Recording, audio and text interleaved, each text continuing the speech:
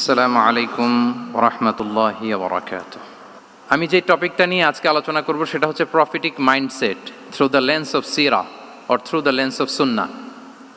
রাসূল সাল্লাল্লাহু আলাইহি ওয়াসাল্লাম ওনার মাইন্ডসেট কেমন ছিল? মাইন্ডসেট শব্দটার সাথে আমরা মোটামুটি পরিচিত না, সবাইকে বলেন মাইন্ডসেট মানে কি? মনস্তত্ত্ব, তাই তো?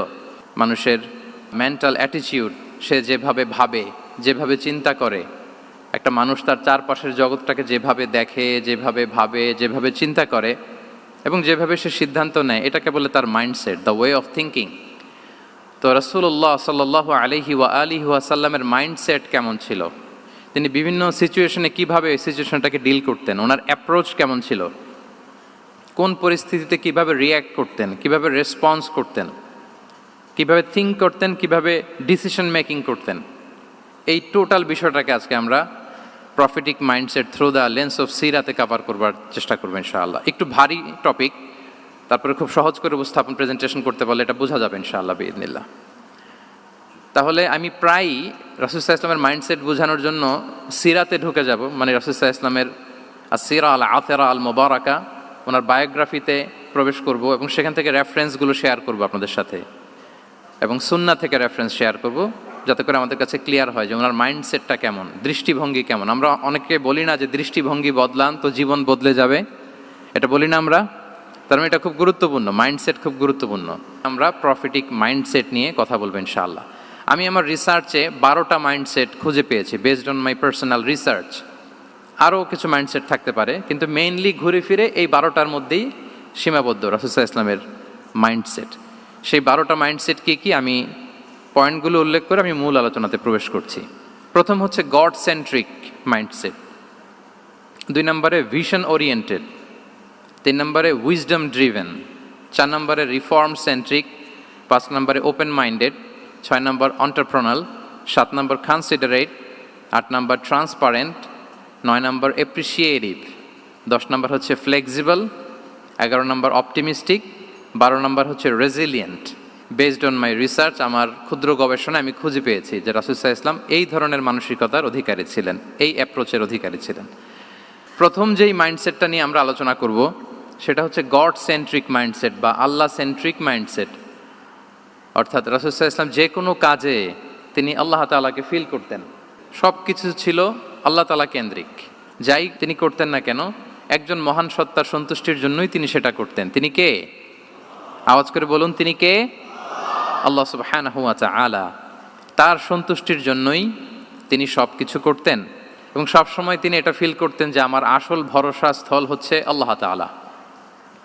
আসল ভরসা স্থল কে? আল্লাহ তাআলা। এবং আল্লাহকেই তিনি ওনার নিজের অভিভাবক হিসেবে সবসময় চিন্তা করতেন। এবং তার দয়ার পরশেই যে আমরা বেঁচে আছি, তিনি যে আমাকে আগলে রেখেছেন, সার্বক্ষণিক এটাকে মনের মধ্যে ধারণ করা, সবসময় এই চিন্তাটা ভেতরে লালন করা, এটাকেই বলে গড সেন্ট্রিক মাইন্ডসেট বা আল্লাহ সেন্ট্রিক মাইন্ডসেট। এই মাইন্ডসেটের অধিকারী যদি আপনি হতে পারেন, আপনি একটা ডিভাইন পাওয়ার শিল্ডের ভেতরে থাকবেন, একটা ডিভাইন প্রোটেকশনে থাকবেন। চারিদিকে তুফান, ঝঞ্ঝা, ঝড়, অনেক কিছু, কোনো কিছুই আপনাকে স্পর্শ করবে না, কারণ আপনার গড সেন্ট্রিক মাইন্ডসেট আছে। একটা মহাশক্তিধর সত্তার সাথে আপনার সংযোগায়ন আছে, কানেক্টিভিটি আছে। সো প্রথম মাইন্ডসেটটা হচ্ছে গড সেন্ট্রিক মাইন্ডসেট। রাসূল সাল্লাল্লাহু আলাইহি ওয়াসাল্লাম সবসময় সব কিছু আল্লাহ তাআলার সন্তুষ্টির জন্য করতেন এবং তিনি ভাবতেন আমার কেউ না থাক, আল্লাহ আছে। যার কেউ নাই তার কে থাকে? আল্লাহ আছে। এটাই হচ্ছে গড সেন্ট্রিক মাইন্ডসেট। আসুন আমরা সিরাতের ভেতরে ঢুকে যাই, যেহেতু আমরা বলেছি থ্রু দ্য লেন্স অফ সিরা।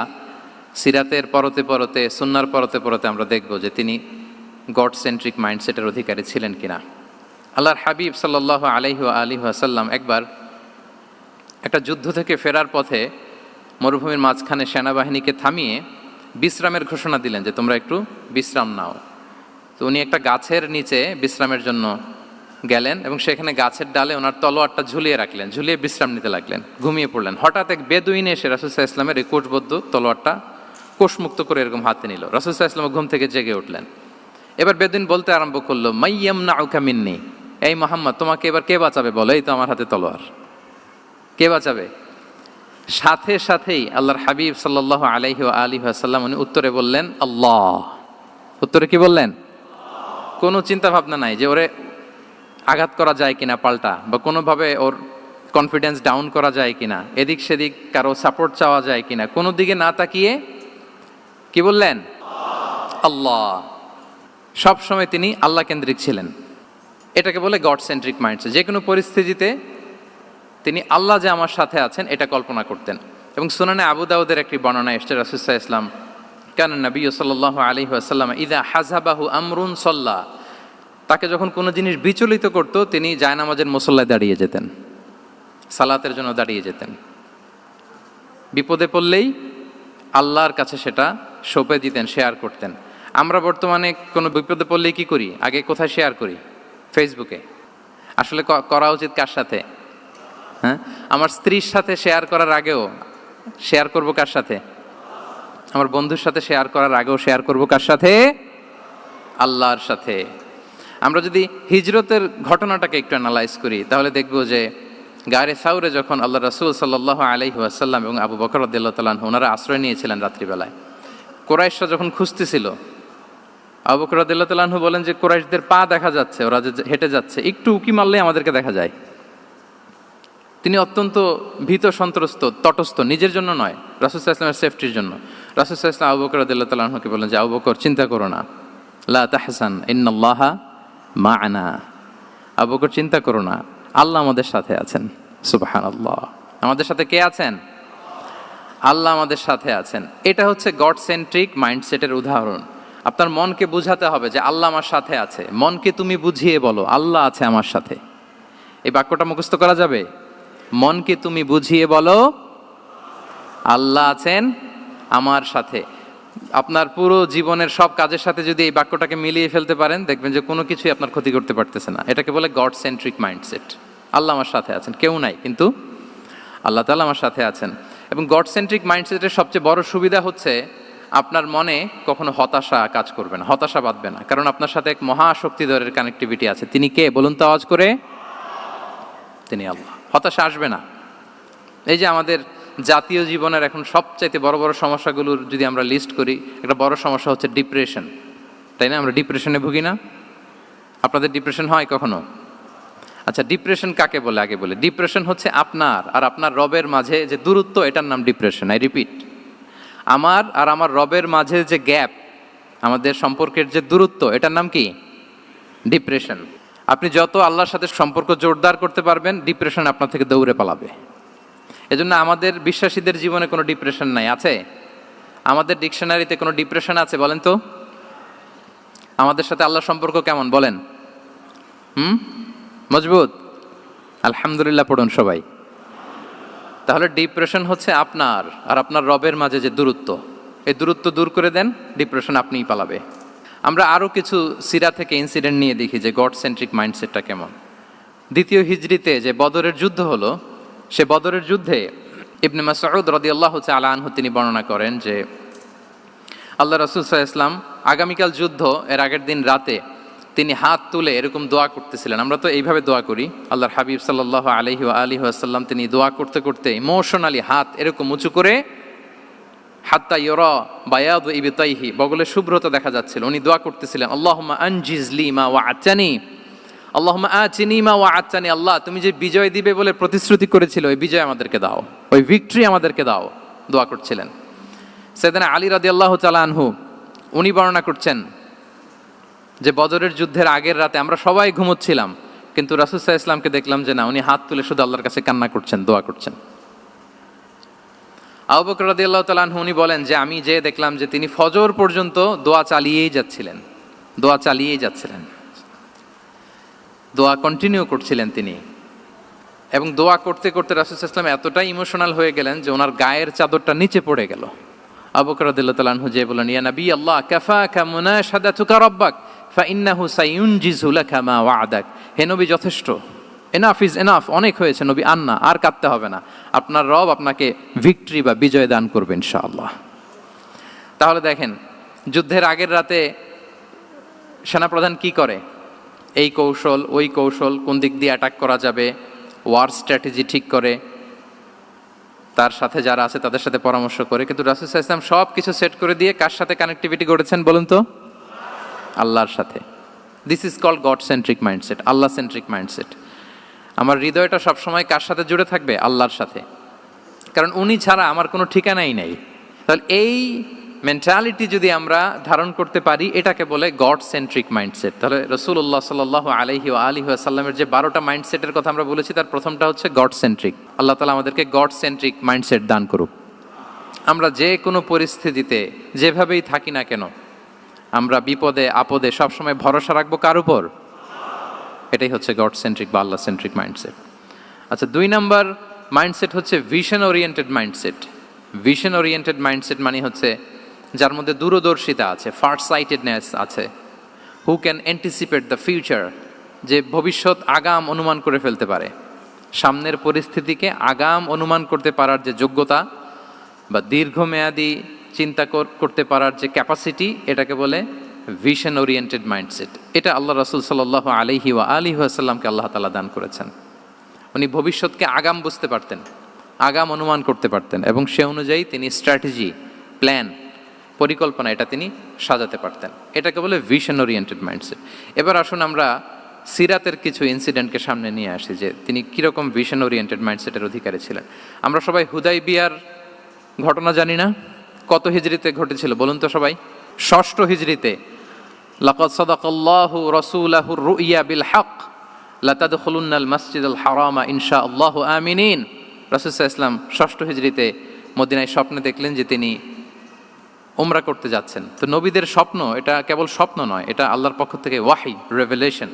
তো সেই হিসেবে তিনি 1400 সাহাবা নিয়ে উমরা করতে চলে গেলেন মক্কায়, কিন্তু মক্কাবাসী ঢুকতে দিল না, থামিয়ে দেয়া হলো। তো তখন একটা চুক্তি হয়েছিল, ওই চুক্তিতে বলা হলো, রাসূল সাল্লাল্লাহু আলাইহি ওয়াসাল্লাম লিখতে বললেন যে লিখো মিন মুহাম্মদ রাসূলিল্লাহ, আল্লাহর রাসূল মুহাম্মদের পক্ষ থেকে কুরাইশদের সাথে এই চুক্তি। কুরাইশরা আপত্তি করলো যে না, শুধু মুহাম্মদ লেখা যাবে, রাসূলুল্লাহ লেখা যাবে না, কারণ তুমি যে রাসূলুল্লাহ, আল্লাহর রাসূল, এটা যদি আমরা মেনে নেই তাহলে তোমার সাথে আর আমাদের দ্বন্দ্ব কিসের, আমরা তো ভাই ভাই হয়ে গেলাম, রাসূলুল্লাহ কাটো।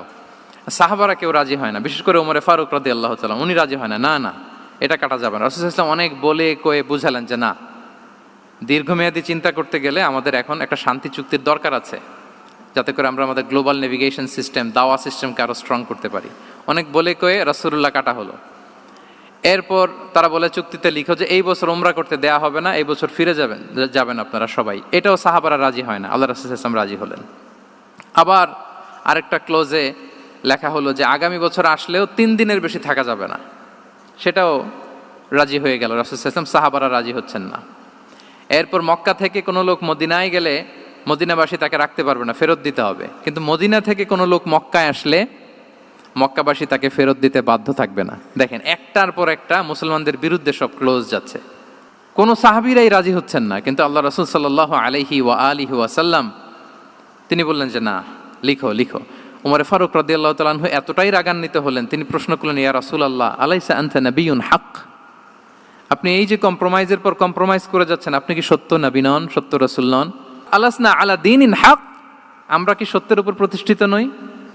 আলাইসাল কুরআনু কিতাবুন হক, তো সব যদি সত্য হয় আপনি কেন এগুলো মানছেন? রাসূল সাল্লাল্লাহু আলাইহি ওয়াসাল্লাম বললেন যে ওমর, তুমি বাদ সেদো না, মেনে নাও। মেনে নিলেন, এবং এই মেনে নেওয়াটাকে আল্লাহ ভিক্টরি বলে ঘোষণা দিলেন, বিজয় বলে। আল্লাহু আকবার। ইন্না ফাতাহনা লাকা ফাতহাম মুবিনা। এবং হুদাইবিয়ার এই সন্ধি থেকেই বেসিকলি মক্কা বিজয় ওইদিকে ত্বরান্বিত হয়েছে গতি প্রবাহটা।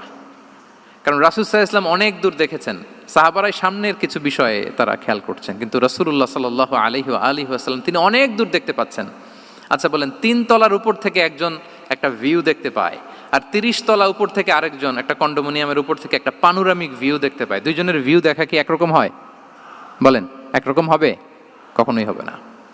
তাহলে 30 তলার উপর থেকে যিনি দেখবে তিনি একটা পানোরামিক ভিউ দেখবে, দ্য টোটাল সিনারিও তার কাছে ক্রিস্টাল ক্লিয়ার হবে, যেটা সাহাবা রিদওয়ানুল্লাহি তাআলা আলাইহিম আজমাইন ওনাদের কাছে ক্লিয়ার ছিল না। এবং ঠিকই এই যে এটা তো বেশি দিন স্থায়ীও হয়নি, 6ষ্ঠ হিজরি থেকে 8ম হিজরি, মাত্র 3 বছরের ব্যবধানে রাসূল সাল্লাল্লাহু আলাইহি ওয়াসাল্লাম যত রিজিওনাল সুপার পাওয়ার ছিল, ওয়ার্ল্ড সুপার পাওয়ার ছিল, পার্সিয়ান এম্পায়ার, তারপর Roman empire, Byzantine empire, Egyptian empire, সব এম্পায়ারদের কাছে চিঠি পাঠিয়েছেন, সালামুন আলা মান ইত্তাবা আল হুদা আসলিম তাসলাম। এবং ইসলামের এক্সপান্ড হয়েছে। ওনার গ্লোবাল নেভিগেশন সিস্টেম উনি চালু করেছেন। এর কারণ কি? উনি ছিলেন ভিশন ওরিয়েন্টেড মাইন্ডসেটের অধিকারী, দূরদর্শী, অনেক দূর দেখতে পেতেন, অনেক দূর তিনি দেখতে পেতেন, দীর্ঘমেয়াদী তিনি পরিকল্পনা করতে পারতেন। এটা হচ্ছে ভিশন ওরিয়েন্টেড মাইন্ডসেট যারা হয় তাদের ক্যারেক্টারিস্টিক্স বা ফিচার।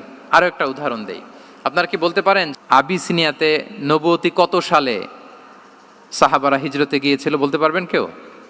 হ্যাঁ, নবুয়তি কত সালে? 5ম সালে। হ্যাঁ, নবুয়তি 5ম বছর ওনারা আবিসিনিয়াতে, বর্তমানে যেটা ইথিওপিয়া বা ইরিত্রিয়া, সেখানে সাহাবারা হিজরতে গিয়েছিলেন। এবং আবিসিনিয়াতে এই যে হিজরতে গেল, তারা সবাই মিলে ফিরে এসেছিল মদিনায় কবে? এটা কি কেউ জানেন? আল্লাহু আকবার, মাশাআল্লাহ মাশাআল্লাহ। বসুন। খায়বার বিজয়ের দিন এসেছিলেন। আবিসিনিয়াতে যারা হিজরতে গিয়েছিলেন তারা মদিনায় ব্যাগ এন্ড ব্যাগেজ সব কিছু নিয়ে খায়বার বিজয়ের সময়, মানে 7ম হিজরিতে এসেছিলেন। তো রাসূল সাল্লাল্লাহু আলাইহি ওয়াসাল্লাম যখন মক্কা থেকে মদিনায় হিজরত করলেন, সব সাহাবারা মদিনায় চলে আসছেন। মদিনায় এখন একটা ইসলামিক সোসাইটি, ইসলামিক স্টেট। বদরের যুদ্ধে মুসলমানদের বিজয়, খন্দকে বিজয়, খন্দক তো 5মে। তারপরে ওনারা কেন আসে না বলেন তো? আসেনি। 7ম হিজরিতে এসেছেন। জাফর রাদিয়াল্লাহু তাআলা আনহুর নেতৃত্বে, সাইয়েদনা আলী রাদিয়াল্লাহু তাআলা আনহুর আপন ভাই, বড় ভাই, ওনার নেতৃত্বে যখন 7ম হিজরিতে ওখানে যাওয়ার 15 বছর পর যখন তারা সবাই ফিরলেন, রাসূল সাল্লাল্লাহু আলাইহি ওয়াসাল্লাম এত খুশি হলেন, তিনি বললেন, মা আদরি বিআইয়িহিমা আনা আফরাহ বিফাতহি খাইবার আও বিকুদুমি জাফর। আমি কোনটাতে বেশি খুশি আজকে আমি জানি না, খায়বার বিজয়ে বেশি খুশি না আমার ভাই জাফরকে পেয়ে বেশি খুশি। আল্লাহু আকবার, এত খুশি হয়েছিলেন। তো এখন এমনি তো মনে প্রশ্ন জাগে যে রাসূল সাল্লাল্লাহু আলাইহি ওয়াসাল্লাম যখন মদিনায় চলে আসলেন, কোরআনের আয়াতগুলো নাজিল হয়, সালাত ফরজ হলো, জাকাত আসলো, সব হলো, একটার পর একটা হচ্ছে, ইসলামিক স্টেট, তো ওনারাই কেন আবিসিনিয়াতে পড়ে আছেন? প্রশ্ন জাগে না?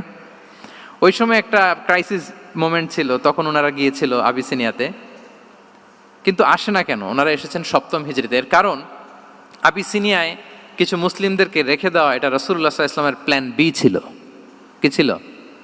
Plan B. রাসূল সাল্লাল্লাহু আলাইহি ওয়াসাল্লাম অপেক্ষা করছিলেন যে মদিনাকে প্রথমে ইন্টারনাল যত থ্রেট আছে এগুলো থেকে মুক্ত করতে হবে, এরপরে মদিনাকে যত এক্সটার্নাল থ্রেট আছে এগুলো থেকে মুক্ত করতে হবে। সব যখন মুক্ত করে উনি দেখলেন যে না, মদিনা সেফ জোন, এখন আর আলাদা একটা বেজ, একটা এক্সট্রা সেফ জোন বা এডিশনাল বেজ আমার কোথাও দরকার নাই। তখনই তিনি লোক পাঠালেন যে যাও, জাফরের নেতৃত্বে আবিসিনিয়ায় যারা হিজরত করেছে তারা সবাই মদিনায় চলে আসো। সুবহানাল্লাহি বিহামদি। তাহলে একটা প্ল্যানে কাজ করতেন না। আমরা তো এরকম করি, একটাই প্ল্যান। প্ল্যান কয়টা? এটা যদি ওয়ার্ক না করে শেষ, আমু নাই, সালাও নাই। কিন্তু রাসূলুল্লাহ সাল্লাল্লাহু আলাইহি ওয়া আলিহি ওয়াসাল্লামের প্ল্যান এ ছিল, প্ল্যান বি ছিল, প্ল্যান সি ছিল। প্ল্যান এ ওয়ার্ক না করলে প্ল্যান বিতে যেতেন, বি ওয়ার্ক না করলে সিতে যেতেন, এইভাবে তিনি কাজ করতেন। তাহলে এটা হচ্ছে বেসিকলি ভিশন ওরিয়েন্টেড মাইন্ডসেটের অধিকারী যারা, তারা এটা করে, যারা ফিউচারকে অ্যান্টিসিপেট করতে পারে, আগাম অনুভব করতে পারে যে কি হতে পারে সামনে। এই যে বাংলাদেশের বিভিন্ন প্ল্যান পরিকল্পনায় আমরা দেখা যায় যে এখান দিয়ে একটা ব্রিজ করে পরে ভাঙতে হয়, রাস্তা একটা তৈরির পরে ভাঙতে হয়, কোথায় এক টানেল হয়ে আছে প্রতি মাসে মাসে এখন লস হয়, তারপর 1 ঘন্টা বৃষ্টি হলে পুরো ঢাকা শহর এটা বন্যা হয়ে যায়। এগুলো হচ্ছে একাধিক প্ল্যান না থাকা, ভিশনারি অ্যাটিটিউডের অধিকারী না হওয়ার কারণে এই ঝামেলাগুলো আমাদের হচ্ছে। তো প্রফেটিক সিরার এই প্রফেটিক মাইন্ডসেট থেকে আমাদের নেয়ার বিষয় হচ্ছে এটা, যে আমাদেরকে ভিশনারি অ্যাটিটিউডের হতে হবে। রাসূল সাল্লাল্লাহু আলাইহি ওয়াসাল্লাম ভিশন ওরিয়েন্টেড মেন্টালিটির ছিলেন।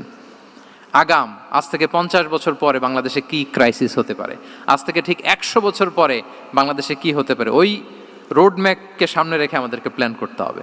এটাকে বলে ভিশন ওরিয়েন্টেড মাইন্ডসেটের অধিকারী হওয়া। 3 নাম্বার হচ্ছে উইজডম ড্রিভেন মাইন্ডসেট। উইজডম মানে হচ্ছে প্রজ্ঞা। প্রজ্ঞা কি? জ্ঞান আর কমন সেন্স দুইটা একসাথে হইলে ওইটারে প্রজ্ঞা বলে। When the knowledge and common sense join together, it reflects as wisdom. আপনার জ্ঞান এবং আপনার কমন সেন্স একসাথে হইলে ওইটা উইজডম হয়ে যায়। রাসূল সাল্লাল্লাহু আলাইহি ওয়াসাল্লাম ছিলেন প্রজ্ঞায় সমৃদ্ধ এক মননের অধিকারী। ওনার সব কিছুতেই প্রজ্ঞা ছিল। উইজডম ইন গিভিং অ্যাডভাইস, উপদেশ দেওয়ার সময় ছিল। উইজডম ইন পলিসি মেকিংয়ের সময় সেখানে প্রজ্ঞা ছিল। Wisdom in action, strategic plan, কোনো স্ট্র্যাটেজিক প্ল্যানের ক্ষেত্রে প্রজ্ঞা ছিল। রাসূল সাল্লাল্লাহু আলাইহি ওয়াসাল্লাম একই প্রশ্নের উত্তর এক একজনকে এক একভাবে দিতেন। অনেক সাহাবারা জিজ্ঞেস করতেন যে রাসূলুল্লাহ একই প্রশ্ন, একে বললেন এইটা, ওরে বললেন ওইটা, ওরে বললেন আরেকটা, এটা কেন? তো রাসূল সাল্লাল্লাহু আলাইহি ওয়াসাল্লাম বললেন যে আমি জানি ওর কিসে ঘাটতি, আমি জানি ওর কি প্রয়োজন, আমি জানি ওকে কোন নাসিহাটা দিলে কাজ করবে, ফলে এক একজনকে আমি এক একভাবে ক্লারিফাই করেছি। আল্লাহু আকবার। This is called wisdom. আচ্ছা, উইজডম, রাসূল সাল্লাল্লাহু আলাইহি ওয়াসাল্লাম যে উইজডম ড্রিভেন মাইন্ডসেটের অধিকারী ছিলেন, এটার কয়েকটা এক্সাম্পল আমরা সিরাত থেকে দেখি। মক্কা বিজয় হয়েছে কত হিজরিতে? অষ্টম হিজরিতে যখন মক্কা বিজয় হলো, তখন রাসূল সাল্লাল্লাহু আলাইহি ওয়াসাল্লাম আম্মাজান আয়েশার সাথে গল্প করছিলেন আর বলছিলেন, আয়েশা, লাউলা হাদাসাতু আহদি কওমিকা বিল কুফরি লানাকাতুল কাবাতা ওয়ালা জাআলতুহা আলা আসাসি ইব্রাহিম। আয়েশা, তোমার এই মক্কাবাসী, তোমার এলাকার লোকজন যদি একটা ক্যাওস সৃষ্টি না করতো, তাহলে কাবার যে আসল শেপ, আমি ওই আসল শেপে এটাকে ফেরত নিতাম, কিন্তু নিতে গেলে এখন একটা ঝামেলা বাঁধবে, এজন্য নিব না। ব্যাপারটা হচ্ছে, আমরা এখন যে কাবাটাকে দেখি এটা হচ্ছে স্কয়ার আকৃতির। স্কয়ার মানে কি? বর্গাকৃতি, তাই তো? বর্তমান কাবা কোন আকৃতির বলেন তো?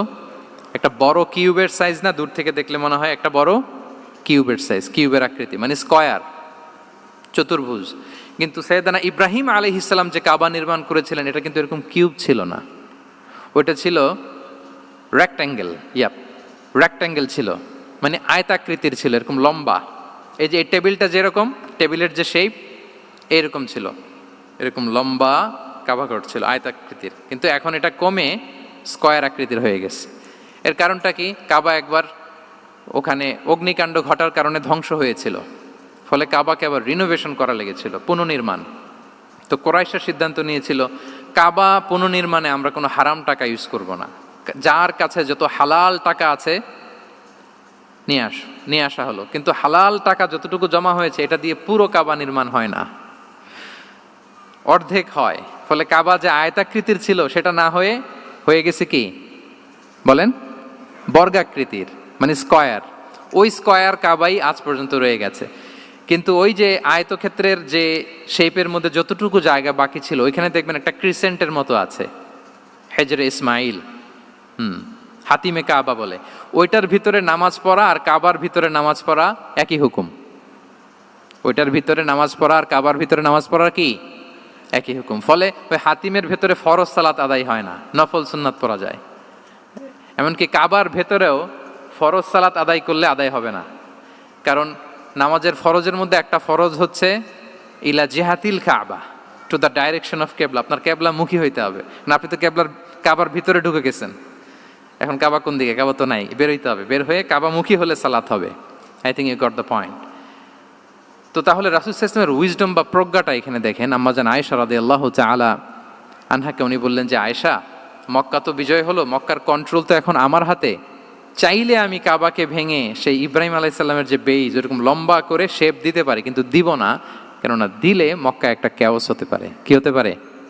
কারণ তারা একেবারে ভেরি রিসেন্ট মুসলমান হয়েছে, তারা না বুঝেই বলবে যে সেই আদি কাবা, মুহাম্মদ এই কাবার অপমান করেছে, কাবাকে ভুলুণ্ঠিত করেছে, সম্মানকে নষ্ট করেছে, এরকম একটা কোশ্চেন রাইজ করতে পারে। এই জন্য আমি করলাম না। সুবহানাল্লাহ। This is called wisdom. এটাকে কি বলে? প্রজ্ঞা। এটাকে প্রজ্ঞা বলে। তাহলে আপনার জ্ঞান এবং আপনার কমন সেন্স দুইটা যখন কানেক্ট করে, তখন সেটা প্রজ্ঞা হয়।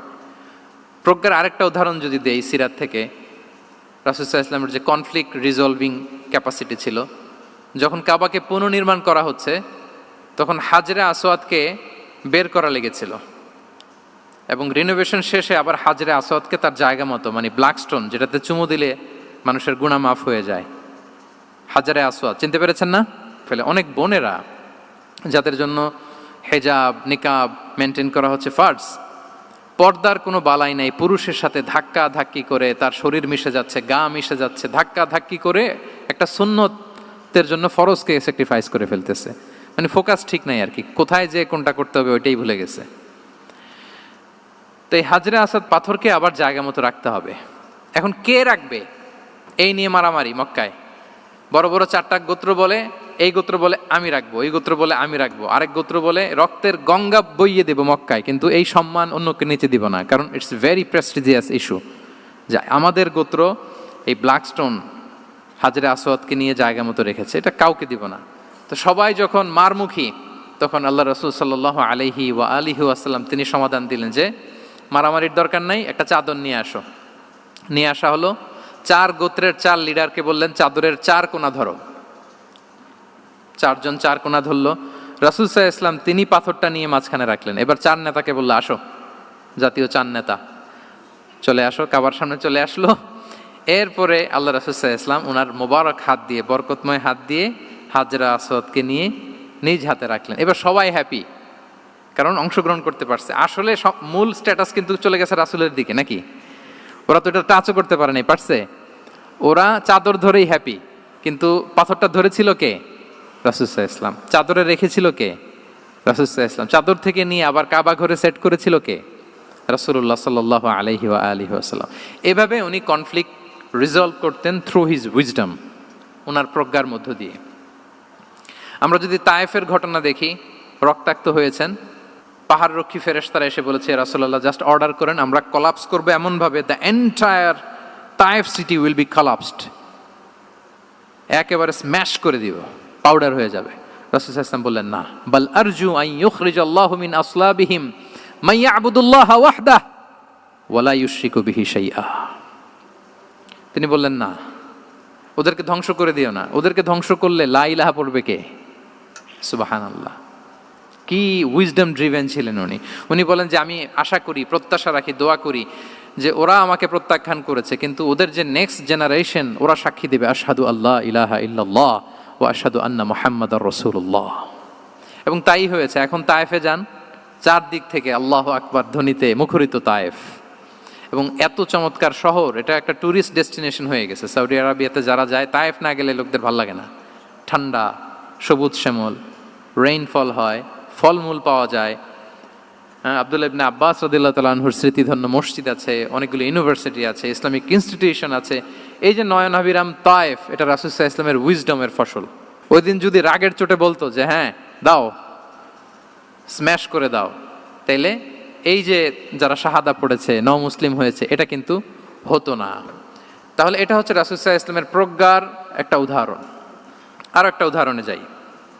রাসূল সাল্লাল্লাহু আলাইহি ওয়াসাল্লাম যখন আকাবার দ্বিতীয় শপথ করে ফেললেন ইয়াসরিববাসীর সাথে, তখনও মদিনা হয়নি, তো তখন মদিনাবাসী বলল যে রাসূলুল্লাহ, আপনি তো এখনো হিজরত করবেন না, তো আমাদেরকে কোরআন শিখাবে কে, সালাত শিখাবে কে? আপনি একজন দায়ী পাঠান, আমাদের সাথে একজন টিচার দেন। রাসূল সাল্লাল্লাহু আলাইহি ওয়াসাল্লাম তখনও মদিনাতে হিজরতে যাননি, আমাদের সাথে একজন দায়ী পাঠাবেন। তো রাসূল সাল্লাল্লাহু আলাইহি ওয়াসাল্লাম একজনকে দায়ী হিসেবে পাঠিয়েছিলেন। বলেন ওই দায়ীর নাম কি? কি নাম? মুসআব ইবনে উমাইর রাদিয়াল্লাহু তাআলা আনহু, যিনি উহুদের যুদ্ধে শহীদ হয়েছিলেন, উনাকে পাঠিয়েছিলেন। দেখেন, উনি আবু বকর রাদিয়াল্লাহু তাআলা আনহুকে পাঠান নাই, পাঠিয়েছেন ওমর ফারুককে, ওসমান রাদিয়াল্লাহু তাআলা আনহু, আলী রাদিয়াল্লাহু তাআলা আনহু, কাউকে পাঠাইছেন? কারে পাঠালেন? মুসআবকে। এর কারণ হচ্ছে উনি দেখতে খুব স্মার্ট ছিলেন, খুব ড্যাশিং ফেসের অধিকারী ছিলেন, মক্কার এলিট ফ্যামিলির একজন যুবক ছিলেন, এবং উনি সবচাইতে দামি দামি পারফিউম কালেক্ট করে ওইটা দিতেন। উনি মক্কার কোনো রাস্তা দিয়ে হেঁটে গেলে লোকজন বুঝতো এই রাস্তা দিয়ে কিছুক্ষণ আগে হেঁটে গিয়েছে মুসআব ইবনে উমাইর। সুবহানাল্লাহ।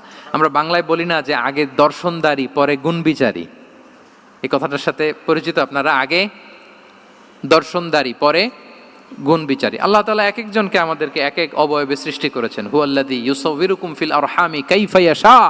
আল্লাহর একটা নাম হচ্ছে তিনি আল মুসাউবির, দ্য ডিজাইনার।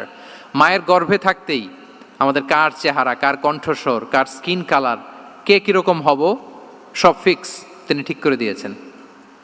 এটা আল্লাহর দেয়া। কিন্তু রাসূল সাল্লাল্লাহু আলাইহি ওয়াসাল্লামের উইজডমের ব্যাপার হচ্ছে তিনি আবু বকর রাদিয়াল্লাহু তাআলা আনহু, ওমর রাদিয়াল্লাহু তাআলা আনহু, ওসমান আলী, কাউকে চুজ না করে কাকে পাঠালেন? মুসআব ইবনে উমাইরকে। যে তাকে দেখলেই সবাই আগে পাগল হয়ে যায়, মানে ইমপ্রেস হয়ে যায়। হ্যাঁ, ফার্স্ট ইমপ্রেশনটা তার খুব ভালো, খুব ভালো। উনি মুসআব ইবনে উমাইরকে পাঠালেন, এবং যেই প্ল্যান সেই কাজ। উনি যে পুরো মদিনা কাঁপায় ফেলছেন, মাশাআল্লাহ। মদিনার ঘরে ঘরে উনি ইসলামের বার্তা পৌঁছে দিয়েছেন, এবং স্বয়ং রাসূলুল্লাহ সাল্লাল্লাহু আলাইহি ওয়াসাল্লামের আগে তিনি মদিনাতে জুমার নামাজ পড়েছিলেন। কারণ জুমার বিধান আসছে, কিন্তু মক্কা এমন একটা ল্যান্ড যেখানে এখনো জুমা পড়া আবশ্যক হয় নাই, চারদিকে কুফর বেষ্টিত। তো রাসূল সাল্লাল্লাহু আলাইহি ওয়াসাল্লাম লোক পাঠিয়েছেন যে জুমার বিধান এসছে, মুসাব তুমি কিন্তু মদিনায় যারা আছে তাদেরকে নিয়ে জুমা পড়ে ফেলো। তো মুসাব রাদিয়াল্লাহু তাআলা আনহু স্বয়ং রাসূলুল্লাহ সাল্লাল্লাহু আলাইহি ওয়াসাল্লামের আগে রাসূল সাল্লাল্লাহু আলাইহি ওয়াসাল্লামের পারমিশন নিয়ে মদিনাতে জুমা কায়েম করে ফেলছে। সুবহানাল্লাহি ওয়া বিহামদিহি। দেখেন, উইজডম ড্রিভেন পার্সোনালিটির অধিকারী ছিলেন, প্রজ্ঞার অধিকারী ছিলেন, অন্য কাউকে পাঠাননি। কাকে পাঠিয়েছেন? মুসআব ইবনে উমাইর। তাহলে উনি যেই কাজটাই করতেন, যেটা বলতেন, যেটাতে এঙ্গেজ হতেন, এর নেপথ্যে প্রজ্ঞা ছিল। কি ছিল ভাই? উইজডম ছিল। আল্লাহ যেন সেই উইজডম আমাদেরকে দান করেন, আল্লাহ যেন সেই প্রজ্ঞা দিয়ে আমাদেরকে সমৃদ্ধ করেন। আমরা সবাই পড়ি আমিন। 4 নাম্বার হচ্ছে রিফর্ম সেন্ট্রিক মাইন্ডসেট। মানে রাসূল সাল্লাল্লাহু আলাইহি ওয়াসাল্লাম সংস্কারবাদী ছিলেন আর কি। ভুলভাল দেখলে রিফর্ম করতেন, ইসলাহ করতেন, সংস্কার। এখন তো ওই যে অনেকগুলো সংস্কার কমিটি হলো দেখলাম বাংলাদেশে, খুব সুন্দর বিভিন্ন বিষয়ে সংস্কার হচ্ছে। এবং স্বাধীনতার পরে আমাদের বয়স তো আর বেশি না, মানে সব দলের লোকেরা মিলে একসাথে এরকম বসা, এরপর রাষ্ট্রীয় ইস্যু নিয়ে ডিসকাস করা, এরপর মাঝে মাঝে আবার ওয়ার্কআউট করা, আবার একটু মিষ্টি ঝগড়া করা, আবার একটু ফান করা, এই সব কিছুর মধ্য দিয়ে জাতির জন্য ভাবা, নতুন নতুন চিন্তা প্রণয়ন। That's very good, I do appreciate, এটা দরকার। এমন বাংলাদেশই তো আমরা চেয়েছিলাম, ঠিক কিনা বলেন? এই যে রিফর্ম হচ্ছে, এটা অ্যাপ্রিসিয়েবল। রাসূল সাল্লাল্লাহু আলাইহি ওয়াসাল্লামের কিন্তু এই রিফর্ম সেন্ট্রিক মাইন্ডসেট ছিল। অন্যায় দেখলে, ভুলভাল দেখলে, অসঙ্গতি দেখলে, ইনকনসিস্টেন্সি দেখলে শুধরে দিতেন। শুদ্ধাচার অভিযান চালিয়েছেন মক্কাতেও, মদিনাতেও রিফর্ম করতেন। সব খারাপকে তিনি ভালো দিয়ে পরিবর্তন করে দিতেন। আসুন সিরাতের আয়নায়, থ্রু দ্য লেন্স অফ সিরা, আমরা দেখি কিভাবে পরিবর্তন করতেন। রাসূল সাল্লাল্লাহু আলাইহি ওয়াসাল্লামের একটা আদাত বা হ্যাবিট ছিল, তিনি কোনো ব্যক্তির বা কোনো স্থানের কোনো বাজে নাম বা খারাপ নাম দেখলে ওটা ভালো নামে চেঞ্জ করে দিতেন। মক্কা থেকে মদিনায় হিজরতের আগে মদিনার নাম ছিল ইয়াসরিব। কি ছিল? ইয়াসরিব মানে হচ্ছে প্রতিশোধ বা নিন্দা বা ক্ষোভ বা ভর্ৎসনা, সবগুলোই খুব বাজে মিনিং ডিনোট করে। রাসূল সাল্লাল্লাহু আলাইহি ওয়াসাল্লাম বললেন, আমি যেই শহরে হিজরত করব এই শহরের নাম ক্ষোভ, এই শহরের নাম হিংসা, এটা হইতে পারে? বলেন। রাহমাতাল লিল আলামিন, হ্যাঁ, mercy and peace for the entire universe করে যাকে আল্লাহ পাঠিয়েছেন, উনি যেই শহরে থাকবেন ওই শহরের নাম প্রতিশোধের শহর, এটা হবে? উনি শহরের নাম চেঞ্জ করে দিলেন। উনি শহরের নাম দিলেন মদিনাতুন নবী। কি দিলেন? মদিনাতুন নবী, অথবা তবা তয়্যিবা, চেঞ্জ করে দিলেন, পরিবর্তন করে দিলেন। এক এলাকায় যে বিষ্ণু ইসলাম দেখলেন যে গাছপালা হয় না, উনি বললেন মাসমুহাদিহিল আরদ, এই জায়গার নাম কি? সবাই বলে ইসমুহা গাদেরা। গাদেরা মানে হচ্ছে মাকান লা নাবাতা ফিহি ওয়ালা শাজার, এমন জায়গা যেখানে ঘাস লতাপাতা কিছুই জন্মায় না। রাসূল সাল্লাল্লাহু আলাইহি ওয়াসাল্লাম বললেন, এই জন্যই তো ঘাস জন্মায় না, নাম তো রাখছো খুব বাজে একটা নাম। রাসূল সাল্লাল্লাহু আলাইহি ওয়াসাল্লাম বললেন, আজ থেকে এলাকার নাম গাদেরা নয়, এলাকার নাম আজকে থেকে খাদেরা। কি নাম? খাদেরা মানে কি বলেন? সবুজ, গ্রিন, এভারগ্রিন, সবুজ শ্যামল। এবং রাসূল সাল্লাল্লাহু আলাইহি ওয়াসাল্লাম যখন গ্রিন ল্যান্ড নাম দিয়ে দিলেন, এরপর থেকে সবুজ শ্যামল করে আল্লাহ জায়গাটাকে বরকতময় করে দিলেন। Changing names. এক সুন্দরী নারীকে বললেন মাসমুকি, কি নাম? বলে আসিয়া। আসিয়া মানে অবাধ্য। রাসূল সাল্লাল্লাহু আলাইহি ওয়াসাল্লাম বললেন, তুমি এত সুন্দরী, you are a beautiful lady, আর কি বাজে একটা নাম রেখেছো আসিয়া। তুমি আসিয়া কেন হবে? আজকে থেকে তোমার নাম জামিলা, মানে তুমি সুন্দরী, রূপবতী। সুবহানাল্লাহ, সুন্দর একটা নাম দিয়ে দিলেন। এক সাহাবীর নাম ছিল হাজান। হাজান মানে রাফ এন্ড টাফ, রুক্ষ। রাসূল সাল্লাল্লাহু আলাইহি ওয়াসাল্লাম বললেন, না, হাজান না, তোমার নাম আজকে থেকে সাহাল। কি নাম?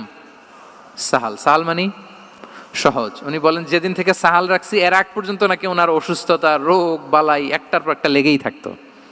যেদিন থেকে সাহাল, ওই দিন থেকে উনি বলেন যে আল্লাহ তাআলা নবীর এই নাম চেঞ্জ করে দেওয়ার বারাকায় আমার পুরো জীবনের সব কাজকে আল্লাহ তাআলা সহজ করে দিয়েছেন। তাহলে রিফর্ম সেন্ট্রিক মাইন্ডসেট, আমরাও খারাপ কিছু দেখলে ভালো দিয়ে পরিবর্তন করব। কি বলেন? আচ্ছা, এটা তো নাম চেঞ্জ করে দেয়া। এবার সোশ্যাল রিফর্ম তিনি কি কি করেছেন আমরা একটু দেখি। তিনি যখন যুবক, মক্কায় এক ইয়ামানি লোক ব্যবসা করতে এসে তার প্রোডাক্ট বিক্রি করার পরে, আস ইবনে ওয়াইল নামে এক লোকের কাছে বিক্রি করার পরে যখন দাম চাইতে গেল, আস বলে, আরে বেটা, আমরা মক্কার সন্তান, আমরা দাম দিব না। তো সে ভাবলো হয়তো আমার সাথে ঠাট্টা করেছে, হজের মৌসুম যাক, বেচাকেনা শেষ করে যাওয়ার পথে দামটা নিয়ে যাব। সে ফেরার দিন আবার গেল যে আমার তো জিনিসের দামটা আপনি দিলেন না। সে বলে, আমরা এই ভূখণ্ডের মালিক, আমরা দাম দেই না। এটা তো বড় জুলুম। সে কান্নাকাটি শুরু করলো। তার এই কান্নাকাটি দেখে আল্লাহ রাসূল সাল্লাল্লাহু আলাইহি ওয়াসাল্লাম, ওনার চাচা জুবাইর ইবনে আব্দুল মুত্তালিব সহ ইয়াং স্টার যারা আছে, দ্য ইয়ুথ অব মক্কা, তাদের সবাইকে নিয়ে একটা সোসাইটি করলেন। এই যে আমরা হালাফুল ফুদুলের নাম শুনি না, যেটা বাংলায় আমরা কি বলি? হিলফুল ফুজুল। এই নামে তো অনেক সংগঠন আছে বাংলাদেশে। কি বলেন? যুবকরা কোনো সংগঠন করলে কমনলি এই নামটা পছন্দ করে, হিলফুল ফুজুল। আসলে এটার মূল নাম ছিল হালাফুল মুত্তাইয়িবিন। তিব মানে হচ্ছে রং। রাসূল সাল্লাল্লাহু আলাইহি ওয়াসাল্লাম সবাই মিলে, তখন জাহিলি যুগে একটা কালচার ছিল, বালতি ভর্তি রঙের ভেতরে হাত ঢুকিয়ে দিত, দিয়ে এই রং সমেত হাতটা তারা পাথরের মধ্যে লাগাতো, সবার হাত ওইখানে দিত, মানে আমরা হাতে হাত রেখে কমিটেড, আমরা ঐক্যবদ্ধ হলাম। সেখান থেকে হয়েছে হালাফুল মুত্তাইবিন থেকে হালাফুল ফুদুল। ওনারা বলল যে না, আমরা সবাই থাকবো মা আল মাজলুমি দিদ্দা জালেম, আমরা মজলুমের পক্ষে থাকবো, জালেমের বিপক্ষে থাকবো। এবং যেই প্রতিজ্ঞা ওই কাজ, সবাই মিলে আস ইবনে ওয়াইলকে ধরলো, তার কাছ থেকে টাকা আদায় করে ওই ইয়ামানি ব্যবসায়ীর কাছে পৌঁছে দিয়ে তিনি মাজলুমকে সহায়তা করেছেন। সুবহানাল্লাহ। এবং এই টেন্ডেন্সি, এই জুলুম, চাঁদাবাজি যেগুলো ছিল মক্কার জমিনে, রাসূল সাল্লাল্লাহু আলাইহি ওয়াসাল্লাম এই সোশ্যাল রিফর্মের মাধ্যমে এটাকে সংস্কার করেছেন। তাহলে এই যে রিফর্ম সেন্ট্রিক আমাদের হইতে হবে। আমাদের সমাজেও এখন চাঁদাবাজি আছে না নাই বলেন? খুন খারাপি আছে না নাই? সামাজিক অনাচার? তাহলে ঐক্যবদ্ধ হইতে হবে আমাদেরকে রিফর্মের জন্য। যুবক যারা আমরা আছি, যাদেরকে আল্লাহ আমাদের বলার সুযোগ দিয়েছে, লেখার সুযোগ দিয়েছে, ফিল্ডে কাজের সুযোগ দিয়েছে, আমরা সবসময় মজলুমের পক্ষে থাকবো, আমরা সবসময় জালেমের বিপক্ষে থাকবো। আমাদের নীরবতা আর আমাদের নিশ্চুপ থাকাই জালিমদেরকে আরো বড় বড় জালিম বানিয়েছে। এজন্য নাহনু মাআল মাজলুম দিদ্দা যালিম, এটা হচ্ছে আমাদের স্লোগান। আমরা কাদের সাথে? মজলুমের সাথে। আওয়াজ করে বলেন, কার সাথে? ইত্তাকু দাওয়াতাল মাজলুম। রাসূল সাল্লাল্লাহু আলাইহি ওয়াসাল্লাম বলেন, তোমরা মাজলুমের কান্নাকে ভয় করো, কেননা মাজলুমের কান্না আর আল্লাহর মাঝে কোনো ফারাক থাকে না, কোনো পর্দা থাকে না, বদদোয়া করলেই কবুল হয়ে যায়। তাহলে এভাবে রাসূলুল্লাহ সাল্লাল্লাহু আলাইহি ওয়া আলিহি ওয়াসাল্লাম তিনি সোশ্যাল রিফর্ম করেছেন। আমরা যদি ওনার পলিটিক্যাল রিফর্মের দিকে তাকাই, তাহলে দেখব যে আমরা যদি কনস্টিটিউশন অফ মদিনার কথা বলি, মদিনার কনস্টিটিউশন, এটা কিন্তু রাসূল সাল্লাল্লাহু আলাইহি ওয়াসাল্লাম করেছেন। মদিনা চার্টার, এত চমৎকার চার্টার পৃথিবী আর দেখেনি। ওইটা থেকেই এখন সব গোটা বিশ্বের সংবিধান। এই যে আমাদের সংবিধান সংস্কার কমিশন আছে না একটা, নিশ্চয়ই তারা ওইটা থেকে অনেক বেনিফিটেড হতে পারবেন। আমাদের যে মদিনা চার্টার রাসূল সাল্লাল্লাহু আলাইহি ওয়াসাল্লাম নিজে করা, এবং এটা একটা ইনক্লুসিভ চার্টার ছিল। মুসলিম, পেগানস, জুইশ, সব ধর্মের মানুষকে নিয়ে তিনি মদিনাতে ওয়ান উম্মা ঘোষণা দিয়েছিলেন। One Umma, we are one উম্মা। হোক তুমি পেগান মুশরিক, হোক তুমি জুইশ মানে ইহুদি, হোক তুমি মুসলিম, তুমি যেই ধর্মের হও না কেন, মদিনাকে রক্ষা করতে যে আমরা সবাই মিলে উম্মা ওয়াহেদা, আমরা সবাই মিলে কি উম্মা ওয়াহেদা। পৃথিবীর অনেক দেশ এই আইডিওলজিকে ধারণ করে হু হু করে এগিয়ে গিয়েছে। মালয়েশিয়াতে 3টা রেস, আমি তো প্রায় এক যুগ ওখানে, আমার 2টা ডিগ্রি ওখান থেকে, মাস্টার্স পিএইচডি। সো আমি কাছ থেকে তাদেরকে দেখার সুযোগ পেয়েছি। ওখানে মালয়েরা আছে, তামিলরা আছে, চাইনিজরা আছে, 3 জাতি মিলে ওদের স্লোগান হচ্ছে সাতু মালয়েশিয়া।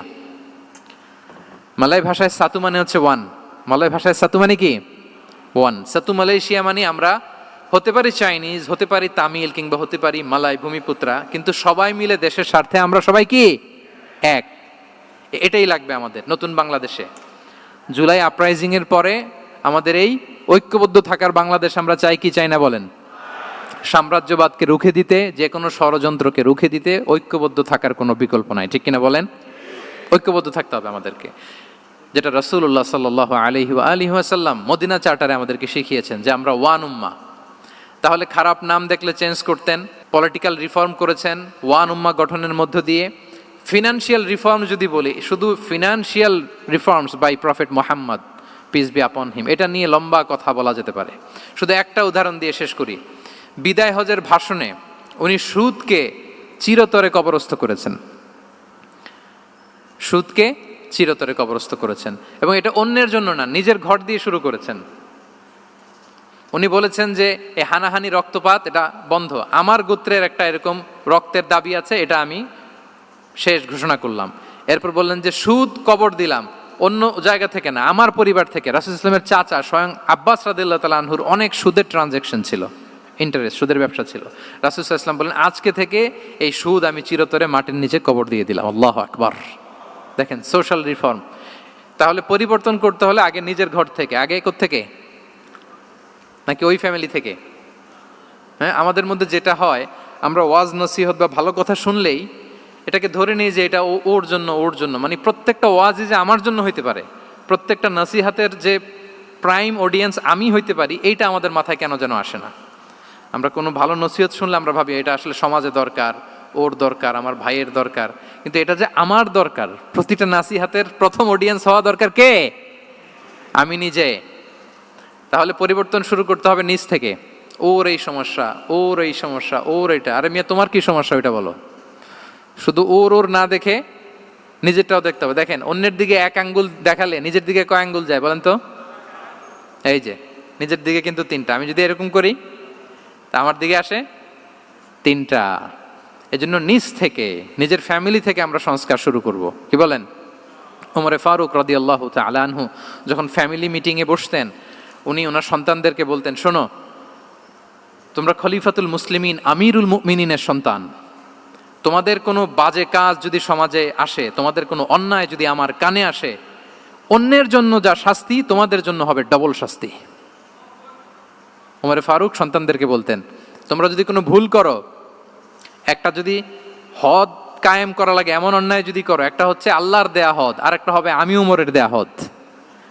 আমার মতো খলিফাতুল মুসলিমিনের সন্তান হয়ে পাপ তুমি কেন করলে? দেখেন অন্যের বাচ্চা কি করছে, অন্যের, আমাদের তো ওই মেয়েটার সমস্যা, ওনার ছেলের সমস্যা, এগুলো আমার ছেলের যে কি অবস্থা, আমার পরিবারের যে কি হালাত, আমার স্ত্রীর যে কি দশা, ওইটা নিয়ে আমরা ভ্রুক্ষেপ করি না বা চিন্তা করি না। তাহলে সম্মানিত সুধীমণ্ডলী, আমরা পরিবর্তন শুরু করব কোত্থেকে? অন্যের বাড়িঘর থেকে নাকি? হ্যাঁ, কোত্থেকে? নিজ থেকে। আল্লাহ তাআলা আমাদেরকে তৌফিক দান করুক। 5 নম্বরে হচ্ছে ওপেন মাইন্ডেড। আমার প্রিয় নবী বলেন, ওপেন মাইন্ডেড ছিলেন না ন্যারো মাইন্ডেড? সবাই বলবেন, গ্যালারির সবাই আওয়াজ করে, তিনি ওপেন মাইন্ডেড না ন্যারো মাইন্ডেড ছিলেন? রাসূলুল্লাহ সাল্লাল্লাহু আলাইহি ওয়া আলিহি ওয়াসাল্লাম ওপেন মাইন্ডেড ছিলেন। যে কেউ ওনাকে অ্যাপ্রোচ করতেন পারতেন easily, he was very approachable. ছোট বড় আবাল বৃদ্ধ বনিতা ওনার সাথে কথা বলতে স্বাচ্ছন্দ্য বোধ করতো, ভয় পেত না। এজন্য সিরাতের পরতে পরতে দেখবেন এক শিশু এসে প্রশ্ন করে, নারী এসে প্রশ্ন করে, বৃদ্ধ এসে প্রশ্ন করে, বন্ধু এসে প্রশ্ন করে, শত্রু এসে কনভারসেশন করে, সবাই এসে ওনার সাথে কথা বলতে পারতো। সুবহানাল্লাহ। এবং এগুলো উনি অ্যাকোমোডেট করতে পারতেন। কি করতে পারতেন?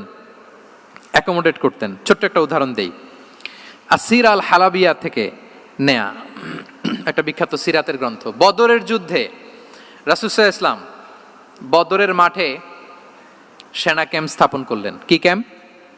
সেনা ক্যাম্প স্থাপন করলেন। আল হুবাব ইবনুল মুনজির রাদিয়াল্লাহু তাআলা আনহু এক সাহাবী, উনি বললেন, ইয়া রাসূলুল্লাহ, এই যে সেনা শিবির যে এখানে স্থাপন করলেন, এটা কি আপনার নিজের ইচ্ছায় না আল্লাহর আদেশে? দেখেন, সেনাপতিরে কোনো সাধারণ সৈনিক এই প্রশ্ন করতে পারে? করলে চাকরি থাকবে? কিন্তু রাসূল সাল্লাল্লাহু আলাইহি ওয়াসাল্লামের কাছে সাহস নিয়ে আল হুবাব ইবনুল মুনজির বলে, ইয়া রাসূলুল্লাহ, এই যে সেনা শিবির স্থাপন করলেন, এটা কি আপনার ইচ্ছায় নাকি এটা ওয়াহি? রাসূল সাল্লাল্লাহু আলাইহি ওয়াসাল্লাম বললেন, না, এটা ওয়াহি না, এটা ওয়াহি না, বাল হুয়া রায়ু ওয়াল হারবু ওয়াল মাকিদা, না, এটা যুদ্ধের কৌশল হিসেবে আমি করেছি। আল হুবাব ইবনুল মুনজির বললেন, ইয়া রাসূলুল্লাহ, তাহলে সঠিক জায়গায় সেনা ক্যাম্প স্থাপন হয় নাই। রাসূলের দিকে তাকিয়ে বলতেছেন যে আপনি যেখানে করছেন ওখানে ঠিক হয় না ইয়া রাসূলুল্লাহ, আপনি অভয় দিলে আমি বলতে পারি কোথায় ঠিক হবে। রাসূল সাল্লাল্লাহু আলাইহি ওয়াসাল্লাম বললেন, তাই? আমি যেটা করছি এটা ঠিক হয় নাই, তাহলে কোনটা ঠিক বলো? উনি বললেন, ওই যে বদরে একটা কুয়া আছে যেখানে পানির ব্যবস্থা আছে, ওইটার সামনে ব্যারিকেড দিয়ে আমাদের শিবির করতে হবে। তাহলে আমরা বদরের কুয়া থেকে পানি খাইতে পারবো, সারাদিন পানি খাবো, আর কাফিররা যুদ্ধে তো মারা যাবে, পানির অভাবে মারা যাবে।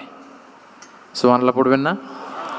রাসূল সাল্লাল্লাহু আলাইহি ওয়াসাল্লাম বললেন, আরে তাই তো, তুমি তো ঠিকই বলেছো, এভাবে তো আমি ভেবে দেখিনি। আবার তিনি অ্যানাউন্স করে দিলেন যে সেনা শিবির এখানে যেই তাঁবু টাঙানো হয়েছে এখান থেকে মুভ করে আল হুবাব যেখানে ইন্ডিকেট করেছে ঠিক ওই জায়গায় যে শিবির স্থাপন করো। তাহলে আওয়াজ করে বলুন, ওপেন মাইন্ডেড না ন্যারো মাইন্ডেড? আমরা অনেক সময় আমাদের অধীনস্থদের কথা শুনতে চাই না। অনেক সময় অধীনস্থদের মাথা থেকেও দারুণ দারুণ দুর্দান্ত আইডিয়া চলে আসতে পারে। ইগনোর করবেন না সব সময়, আপনি দেখবেন যে তার কাছ থেকে ভালো আইডিয়া এসছে কিনা। তাহলে রাসূল সাল্লাল্লাহু আলাইহি ওয়াসাল্লাম এটাকে ইগনোর না করে অ্যাকোমোডেট করলেন। সুবহানাল্লাহ। খন্দক যুদ্ধের কথা যদি দেখি, পরীক্ষা খননের অ্যাডভাইস কে দিয়েছিল? মক্কার কোন লোক? মদিনার? কে দিয়েছিল? সালমান আল ফারিসি। বাড়ি কোথায়? ইরান, পারস্য। হি ওয়াজ পার্সিয়ান বেসিকলি। তাহলে দেখেন, সেই পারস্য থেকে এসে বললেন যে এখানে পরীক্ষা খনন করলে ভালো হয়। 5.5 কিলোমিটার পরীক্ষা খনন করে ফেললেন। 4.5 মিটার প্রশস্ত, 3.5 মিটার হচ্ছে এটার ডেপথ। পুরো মদিনার সবাই মিলে এটা করে ফেললেন। তার মানে আমি সব বুঝি, আমি সব জানি, এই মেন্টালিটি থেকে আমাদের বেড়ে আসতে হবে। এটা হচ্ছে একটা ন্যারো মাইন্ডেড পার্সোনালিটির অধিকারী, যে আমি যেটা বলছি ওইটা, এটার পরে কোনো কথা নেই, এটা ভুল। বরং আমার টিমের মধ্যে থেকে যদি কোনো ভালো অপিনিয়ন আসে সেটা আমি রিভাইজ করব। কি বলেন, পারা যাবে না? তাহলে ওপেন মাইন্ডেড পার্সোনালিটি ছিলেন রাসূলুল্লাহ সাল্লাল্লাহু আলাইহি ওয়াসাল্লাম। 6 নম্বর মাইন্ডসেট হচ্ছে অন্টারপ্রেনাল মাইন্ডসেট। অন্টারপ্রেনাল, এখন তো এটা আপনারা সবাই খুব বেশি শোনেন, অন্টারপ্রেনারশিপ, অন্টারপ্রেনাল মাইন্ডসেট আসলে অনেক কিছুর সমন্বয় হয়। 1 নম্বর, যার প্রোঅ্যাক্টিভ অ্যাটিটিউড যাদের থাকে, solution focused, not problem focused. Problem সৃষ্টি হইলে ওইদিকে ফোকাস না করে কিভাবে সলিউশন করা যায় ওইদিকে ফোকাস করতেন। এরপর যে হিউম্যান রিসোর্সের ভালো ম্যানেজ করতে পারে, রিসোর্স কম কিন্তু to take the best out of this resource. অনেকে দেখবেন যে ছোট্ট জিনিসকে অর্গানাইজ করে এত সুন্দর প্রেজেন্টেশন করে, আবার অনেকের অনেক আছে কিন্তু সেটাকে প্রেজেন্ট করতে পারে না, এরকম আছে না নাই? রাসূল সাল্লাল্লাহু আলাইহি ওয়াসাল্লাম অল্প রিসোর্স দিয়ে অনেক বড় কিছু অ্যারেঞ্জ করতে পারতেন, সুবহানাল্লাহ। এবং he was a very good talent hunter. রাসূল সাল্লাল্লাহু আলাইহি ওয়াসাল্লাম একজন চৌকস ট্যালেন্ট হান্টার ছিলেন। He was a very good observer. সাহাবীদের কার কি ট্যালেন্ট এটা তিনি নোট করতেন। যার যে দক্ষতা তাকে তার ওই দক্ষতা দিয়ে ইসলামের সেবা করতে উৎসাহ দিতেন। যখনই কোনো প্রতিভাবান সাহাবীকে তিনি দেখেছেন, তিনি ইসলামের জন্য সেই প্রতিভাকে কাজে লাগানোর চেষ্টা করেছেন। একজনকে দিয়ে সবটা করেননি। আমাদের সমাজে এই একটা ভুল ধারণা আছে, আমরা অনেকে একজনের কাছ থেকে সব কামনা করি। একজন সব করতে পারে না, পারে? যারা পারেও কোনোটাই ভালোভাবে পারে না, সব পারে একটু একটু পারে। তো রাসূল সাল্লাল্লাহু আলাইহি ওয়াসাল্লাম ট্যালেন্ট হান্টার ছিলেন, যার যেখানে ট্যালেন্ট তাকে ওই কাজে লাগাতেন। বলেন তো খালিদ বিন ওয়ালিদ রাদিয়াল্লাহু তাআলা আনহুকে আল্লাহ রাসূল সাল্লাল্লাহু আলাইহি ওয়াসাল্লাম কি কাজে লাগিয়েছিলেন? অনেক পরে ইসলাম ধর্ম গ্রহণ করেছেন, কিন্তু যুদ্ধের অভিযানে পাঠিয়েছেন এবং পরবর্তীতে তিনি সেনাপ্রধান হয়েছিলেন মুসলিম ব্যাটালিয়নের। কারণ উনি ওয়ার স্ট্র্যাটেজি জানতেন। ওনার আক্রমণের কারণে তো উহুদের প্রান্তরে মুসলিমরা প্রায় নাস্তানাবুদ হওয়ার অবস্থা, তাই না? অনেক পরে আল্লাহ তাআলা ওনাকে ইসলামের জন্য কবুল করলেন। তাহলে উনি ওয়ার স্ট্র্যাটেজি জানতেন, ফলে রাসূল সাল্লাল্লাহু আলাইহি ওয়াসাল্লাম ওনাকে যুদ্ধের জন্য কাজে লাগিয়েছেন। তাহলে সবাইকে একটা দিলে হবে না, প্যারাসিটামল 3 বেলা সবার জন্য হবে নাকি যার যে রোগ সে অনুযায়ী প্রেসক্রিপশন? হ্যাঁ, খালিদ বিন ওয়ালিদ রাদিয়াল্লাহু তাআলা আনহু তিনি সমরবিদ ছিলেন, রণকৌশলী। ওনাকে বানিয়েছেন সেনাপ্রধান। আওয়াজ করে বলুন, কি প্রধান? উনি সেনাপ্রধান হয়েছিলেন। আচ্ছা, আপনারা হাসান বিন সাবিত রাদিয়াল্লাহু তাআলা আনহুর নাম শুনেছেন নিশ্চয়ই। ওনাকেও তো যুদ্ধের ময়দানে পাঠিয়েছেন না? ওনারা পাঠিয়েছেন। ওনারা দিয়ে কি করছেন বলেন? কবিতা লিখতেন। ওনার কাব্য প্রতিভা ছিল। উনি বেসিক্যালি যুদ্ধ করতে জানতেন না, এজন্য রাসূল সাল্লাল্লাহু আলাইহি ওয়াসাল্লাম যুদ্ধে ওনাকে পাঠাতেনও না। বিভিন্ন যুদ্ধে ওনাকে না পাঠিয়ে নারীদেরকে, মদিনার নারী শিশু ভালনারেবলস যারা আছে তাদেরকে দেখভাল করার জন্য মদিনায় উনি রেখে যেতেন, কারণ আল্লাহ তাআলা ওনাকে কাব্য প্রতিভা দিয়েছিলেন।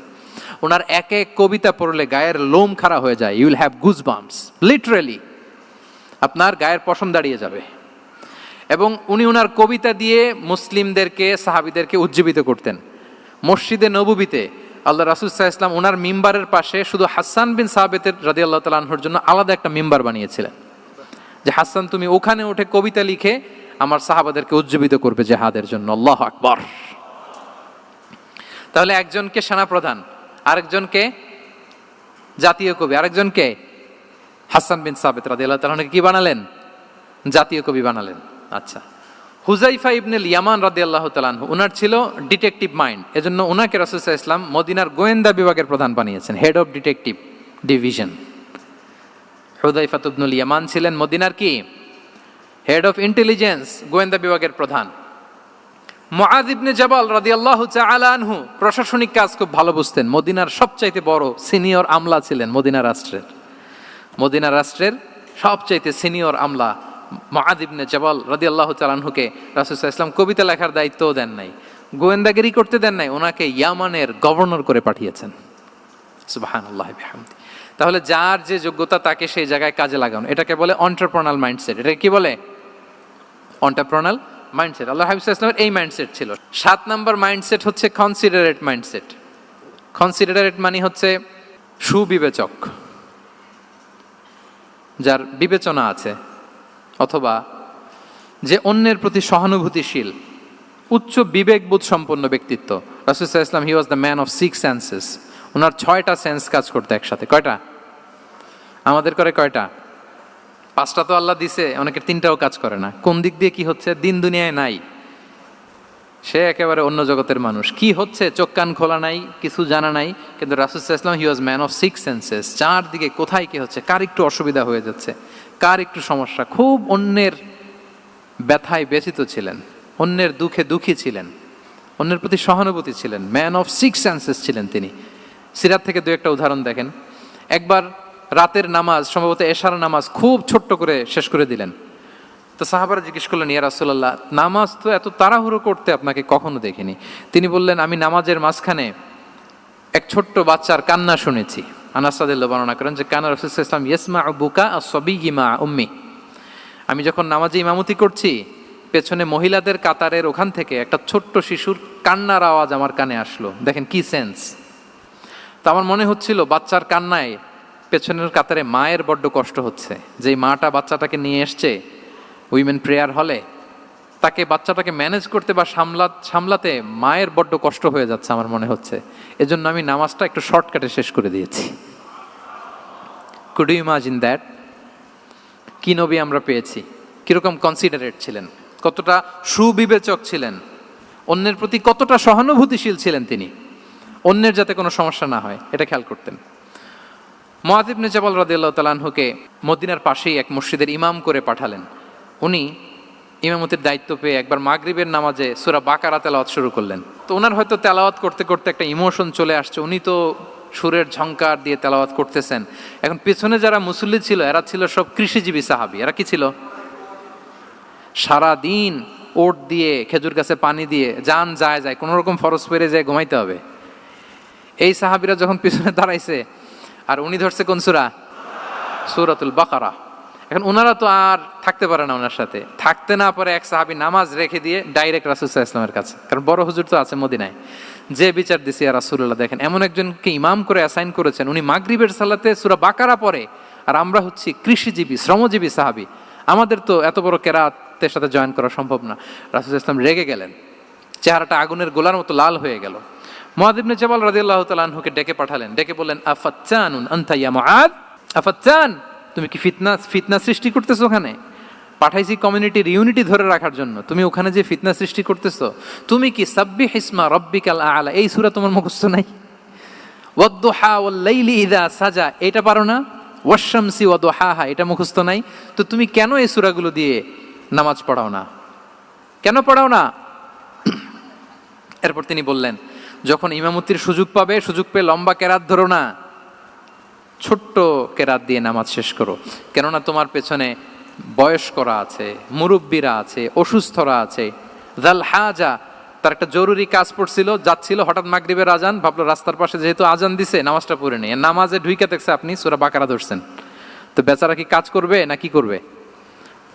আর তার তো নিয়ত ছিল ফরজ নামাজটা পড়ি যে বাস ধরবো, এখন আপনি ধরছেন কোন সূরা? বাকারা। দেখেন রাসূল সাল্লাল্লাহু আলাইহি ওয়াসাল্লাম বললেন, যখন ইমামতির চান্স পাবে ছোট সূরা পড়বে, আর যখন তুমি একা পড়বে ফালিউতাউবিল মাশা, যত লম্বা করতে মনে চায় করো, রুকু করো লম্বা, সেজদা করো লম্বা, কেরাত করো লম্বা। রাসূল সাল্লাল্লাহু আলাইহি ওয়াসাল্লাম তো রাতে আধা ঘন্টা 40 মিনিট প্রথম রাকাতে কেরাত পড়তেন, এরপরে আবার 40 মিনিট রুকুতে থাকতেন, রুকু থেকে দাঁড়ায় আবার 40 মিনিট, আবার সেজদায় যেয়ে 40 মিনিট, এরপরে সেজদা থেকে 2 সেজদার মাঝখানে আবার 40 মিনিট, 2 রাকাত দিয়ে এরকম রাতও শেষ করে দিয়েছেন। তো আপনার লম্বা যদি পড়তে মনে চায়, আপনি তো আপনার ব্যক্তিগত নফল সালাতে এভাবে লম্বা করবেন। কিন্তু আমাদের হয়ে গেছে উল্টা, একাকী নামাজ কোনো রকম রুকু সেজদা এরকম হয়ে গেছে না অনেকটা। কিন্তু ইমামতির সুযোগ পেলে মাশাআল্লাহ, আল্লাহু আকবার, এইবার শুরু হয়েছে শাইখ সুদাইসির কণ্ঠে, এই লম্বা করে। এখন পেছনে মুসল্লিদের কি দশা ওইটা আর আমরা খেয়াল করি না। না, আমাদেরকে অন্যের প্রতি সহানুভূতিশীল হতে শিখিয়েছে ইসলাম, কনসিডারেট হতে শিখিয়েছে, সুবিবেচক হতে শিখিয়েছে, যেটা রাসূল সাল্লাল্লাহু আলাইহি ওয়াসাল্লাম করেছেন। এবং রাসূল সাল্লাল্লাহু আলাইহি ওয়াসাল্লাম কোনো কাজে কাউকে পাঠালে ওনার বিখ্যাত সে বাণীটা বলে দিতেন যে ইয়াসসিরু ওয়ালা তুআসসিরু বাশশিরু ওয়ালা তুনাফিরু, সহজ করে উপস্থাপন করো, কঠিন করো না। সুসংবাদ দিও, মানুষকে দিন থেকে ভাগিও না। আমরা মানুষকে ভয় দেখাই, আমরা এত কঠিন করে ইসলামকে উপস্থাপন করি, মানুষ বলে আগে যেটা করতাম ওইটাই ভালো। তো আমরা যেন দিনকে কঠিন না করি, আমাদের কোনো অ্যাটিটিউডের কারণে যেন মানুষ ইসলাম থেকে ভেগে না যায়। আরেকটা উদাহরণ দেখুন, একবার মাগরিবের কিংবা এশার নামাজে রাসূল সাল্লাল্লাহু আলাইহি ওয়াসাল্লাম লম্বা সেজদা দিলেন। এত লম্বা সেজদা তিনি কখনো দেন না। নামাজ শেষে সাহাবারা জিজ্ঞেস করলেন, ইয়া রাসূলুল্লাহ, আপনি কি নামাজের মাঝখানে অসুস্থ হয়ে গেলেন নাকি? অথবা কোরআনের আয়াত নাজিল হলো নাকি, ওহী নাজিল হলো নাকি? রাসূল সাল্লাল্লাহু আলাইহি ওয়াসাল্লাম বললেন, কুল্লু যালিকা লাম ইয়াকুন ওয়ালাকিন নাবনি ইরতাহালানি ওয়া কারিহতু আন উআজ্জিলাহু হাত্তা ইয়াকদিয়া হাজাতাহ। বললেন না, অসুস্থ হই নাই, ওহিও নাজিল হই নাই। আমি যখন সেজদায় গিয়েছি, আমার দুই ছোট নাতি হাসান হোসেন আমার কাঁধের উপরে চেপে বসেছে। যতক্ষণ না ওরা খেলা শেষ না করে নিচে নেমেছে, আমি সেজদায় লুটিয়েছিলাম। নেমেছে, এরপরে মাথা উঠিয়েছি। আমার মাথা উঠানোর কারণে ওদের খেলার একটু ডিস্টার্ব হবে, এজন্য আমি আর সেজদা থেকে মাথা উঠাই নাই। দেখেন, নাতির খেলার যেন ডিস্টার্ব না হয়। পেছনের মহিলা সারির এক বোনের নামাজের সমস্যা হচ্ছে, এগুলো উনি খেয়াল করতেন, ছোট্ট ছোট্ট বিষয়গুলো উনি খেয়াল করতেন। এটাকে বলে কনসিডারেট মাইন্ডসেট। কি বলে? তাহলে আমরা অন্যের প্রতি যেন সহানুভূতিশীল হই, নাকি শুধু নিজেরটাই দেখব? অন্যেরটা দেখার দরকার আছে না নাই বলেন? 8 নাম্বার হচ্ছে ট্রান্সপারেন্সি। ট্রান্সপারেন্সি মানে হচ্ছে স্বচ্ছতা। ওনার জীবনের চাইতে, ওনার বায়োগ্রাফির চাইতে স্বচ্ছ বায়োগ্রাফি আপনি পাবেন না। No public and private ডিভাইডেশন। And in the long history of time, no one's life has been recorded more transparently than the life of Prophet Muhammad sallallahu alaihi wasallam. রাসূল সাল্লাল্লাহু আলাইহি ওয়াসাল্লামের চেয়ে বেশি পৃথিবীতে এমন সেকেন্ড কোনো পার্সন আপনি দেখাতে পারবেন না যার জীবনের সবকিছু রেকর্ডেড। সবকিছু রেকর্ডেড। এরকম আছে? ঘরে কি করেছেন, বাইরে কি করেছেন, স্ত্রীর সাথে কি করেছেন, বন্ধুর সাথে কি করেছেন, সাহাবাদের সাথে কি করেছেন, শত্রুর সাথে কি করেছেন, অল আর রেকর্ডেড। সব এন্ড ক্রিস্টাল ক্লিয়ার, একেবারে স্বচ্ছ পানির মতো, স্ফটিক কাচের মতো ক্লিয়ার, ট্রান্সপারেন্ট। ওনার সব কাজে উনি স্বচ্ছতা বজায় রাখতে চাইতেন। কতটা স্বচ্ছ ছিলেন, একটা মজার ঘটনা শোনায় আপনাদেরকে। সহিহ বুখারীতে এসছে, রমাদানের শেষ 10 দিন, দ্য লাস্ট 10 days অফ রমাদানে তিনি ইতিকাফ করতেন। তো ইতিকাফ অবস্থায় স্ত্রীরা এসে রাতে দেখা করে যেত, জরুরি কথা আলাপ থাকলে সেরে যেত। একবার রাতে সফিয়া বিনতে হুয়াই ইবনে আখতাব রাদিয়াল্লাহু তাআলা আনহা আসলেন, ওনার স্ত্রী। কথা হলো, এবার ওনাকে একটু এগিয়ে দিবেন। মসজিদ থেকে রাসূল ইসলাম বারান্দার দিকে পাশ দিয়ে আসলেন এগিয়ে দেওয়ার জন্য। ইন দ্য মিন টাইম হঠাৎ দুইজন আনসারি সাহাবী পাশ দিয়ে হেঁটে যাচ্ছেন। রাসূল সাল্লাল্লাহু আলাইহি ওয়াসাল্লাম আম্মাজানকে বিদায় দিবেন এখানে। হঠাৎ করে তিনি আওয়াজ করে বললেন, আলা রিসলিকুমা, এই দাঁড়াও। ওই সাহাবী দুইজন রাসূল সাল্লাল্লাহু আলাইহি ওয়াসাল্লামের সাথে কে ওটা টের পায় নাই, বুঝতে পারে নাই। বোরকায় আবৃত কোনো এক নারী দেখে, রাসূল আর ওই নারীকে দেখে তারা আরো দ্রুত গতিতে হাঁটতে শুরু করে দিচ্ছে, আমরা চলে যাই এখান থেকে। দেখেন, রাসূল সাল্লাল্লাহু আলাইহি ওয়াসাল্লাম নিজের অবস্থানকে ট্রান্সপারেন্ট করার জন্য বললেন, আলা রিসলিকুমা, দাঁড়াও। দাঁড়ালেন। তখন রাসূল সাল্লাল্লাহু আলাইহি ওয়াসাল্লাম বললেন যে, ইন্নাহা উম্মুকুম সফিয়া, আমার পাশে যাকে দেখতে পাচ্ছ, বলে দেয়া ভালো যে সে কিন্তু অন্য কোনো নারী নয়, সে তোমাদের মা উম্মুল মুমিনিন সফিয়া। সাহাবারা বলে, সুবহানাল্লাহ ইয়া রাসূলুল্লাহ, ইয়া রাসূলুল্লাহ, এ কেমন কথা? আপনি কেন আমাদের কাছে জবাবদিহি করতে যাচ্ছেন বা ক্লারিফাই করছেন? আপনার পাশে কোনো নারী এত রাতে যদি দাঁড়িয়ে থাকে, তিনি তো আমাদের মাদের মধ্যে থেকেই তো একজন হবেন, কেন আপনি বলতেছেন? তখন রাসূল সাল্লাল্লাহু আলাইহি ওয়াসাল্লাম বললেন যে, না, ইন্না শাইতানা ইয়াজরি মিনাল ইনসানি মাজরাদ দাম, শয়তান মানুষের রগে রগে চলাচল করে। ওয়া ইন্নী খাশিতু আই ইউকযিফা ফি কুলুবিকুমা শাররান, আরেক বর্ণনায় আছে শাইআন, আমার ভয় হয় হয়তো শয়তান কোনো সন্দেহের উদ্রেক তোমাদের হৃদয়ে ঢুকায় দিতে পারে। সুবহানাল্লাহ। এজন্য আমি ক্লিয়ার করে দিলাম, এটা আমার বউ, আমার স্ত্রী, তোমাদের মা সফিয়া। দুজন সাহাবী যদি চলে যায়, এমন হতেই পারতো বাড়িতে যে একজন আরেকজনকে জিজ্ঞেস করতে পারতো যে, আচ্ছা, নবীর পাশে যে কালো বোরকা পরা মহিলাটা ছিল, দেখছো না, এটা কে? তখন একজন হয়তো বলতো, কে আর হবে, আমাদের মাই তো হবে, কোনো এক মা। আরেকজন বলবে, আমাদের উম্মুল মুমিনিনের কেউ ছিল নাকি অন্য কেউ? এরকম একটা হুট করে সন্দেহের উদ্রেক মাথায় আসতে পারে না যে ওনার স্ত্রী ছিল না অন্য কেউ ছিল? আসতে পারে কি পারে না বলেন?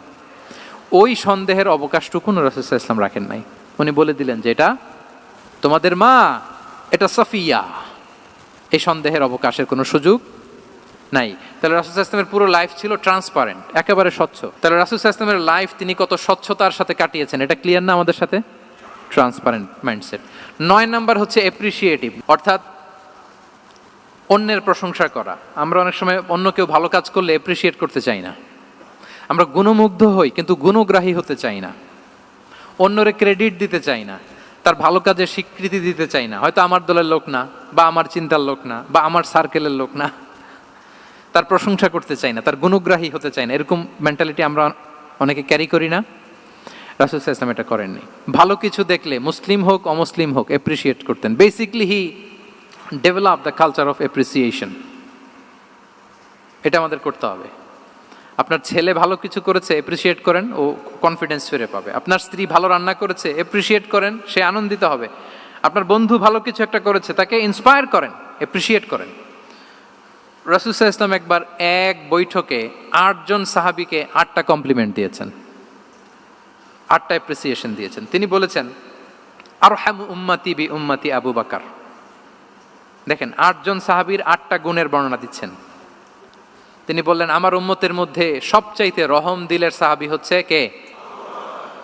আবু বকর রাদিয়াল্লাহু তাআলা। এত রহম দিলের ছিলেন, উনি যখন আল্লাহ রাসূল সাল্লাল্লাহু আলাইহি ওয়াসাল্লামের ইন্তেকালের পরে মসজিদে নববীতে যখন নামাজে দাঁড়াতেন, কান্নার চোটে উনি কেরাতই পড়তে পারতেন না। কমপ্লেন করতো সাহাবারা যে আমরা তো কেরাত বুঝি না, একটু স্পষ্ট করে পড়েন, কান্না একটু থামান। কেন কাঁদতেন? কারণ উনি যখন নামাজে দাঁড়াতেন ওনার ফিলিংসটা হতো এরকম যে কাইফা আকুমু মাকামা রাসূলিল্লাহ, আমি রাসূলের জায়গায় কিভাবে দাঁড়াই, এখানে তো আমার রাসূল দাঁড়িয়ে ইমামতি করেছেন, আমি নবীর জায়গায় দাঁড়িয়ে কিভাবে নামাজটা পড়াই। এই অনুভব থেকে উনি যে কাঁদতে শুরু করতেন, এই কান্নার ধাক্কায় উনি আর তেলাওয়াতই আগাতে পারতেন না।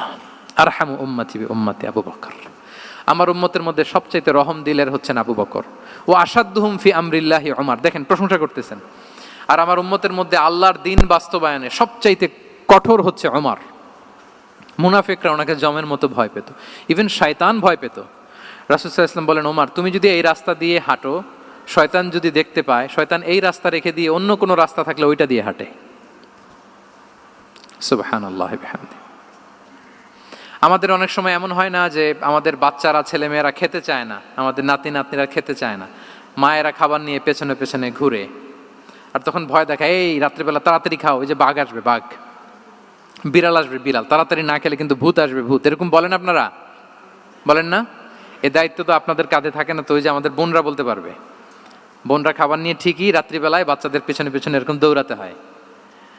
তো কি বলতে হয় যে এই ভূত আসলো ভূত, ওই যে বিড়াল আসলো বিড়াল, কুকুর আসলো, এইগুলো বললে বাচ্চারা আবার ভয় পায়, তাড়াতাড়ি করে খায়। তো মদিনাতেও মদিনার বাচ্চারা খেতে চাইতো না। তো খেতে না চাইলে মায়েরা ভূত আসতেছে ভাল্লুক আসতেছে এগুলো না বলে বলতো হা হুয়া ইয়াতি উমর, ইয়াতি উমর, তাড়াতাড়ি খাও তাড়াতাড়ি খাও, ওই যে ওমর আসতেছে ওমর।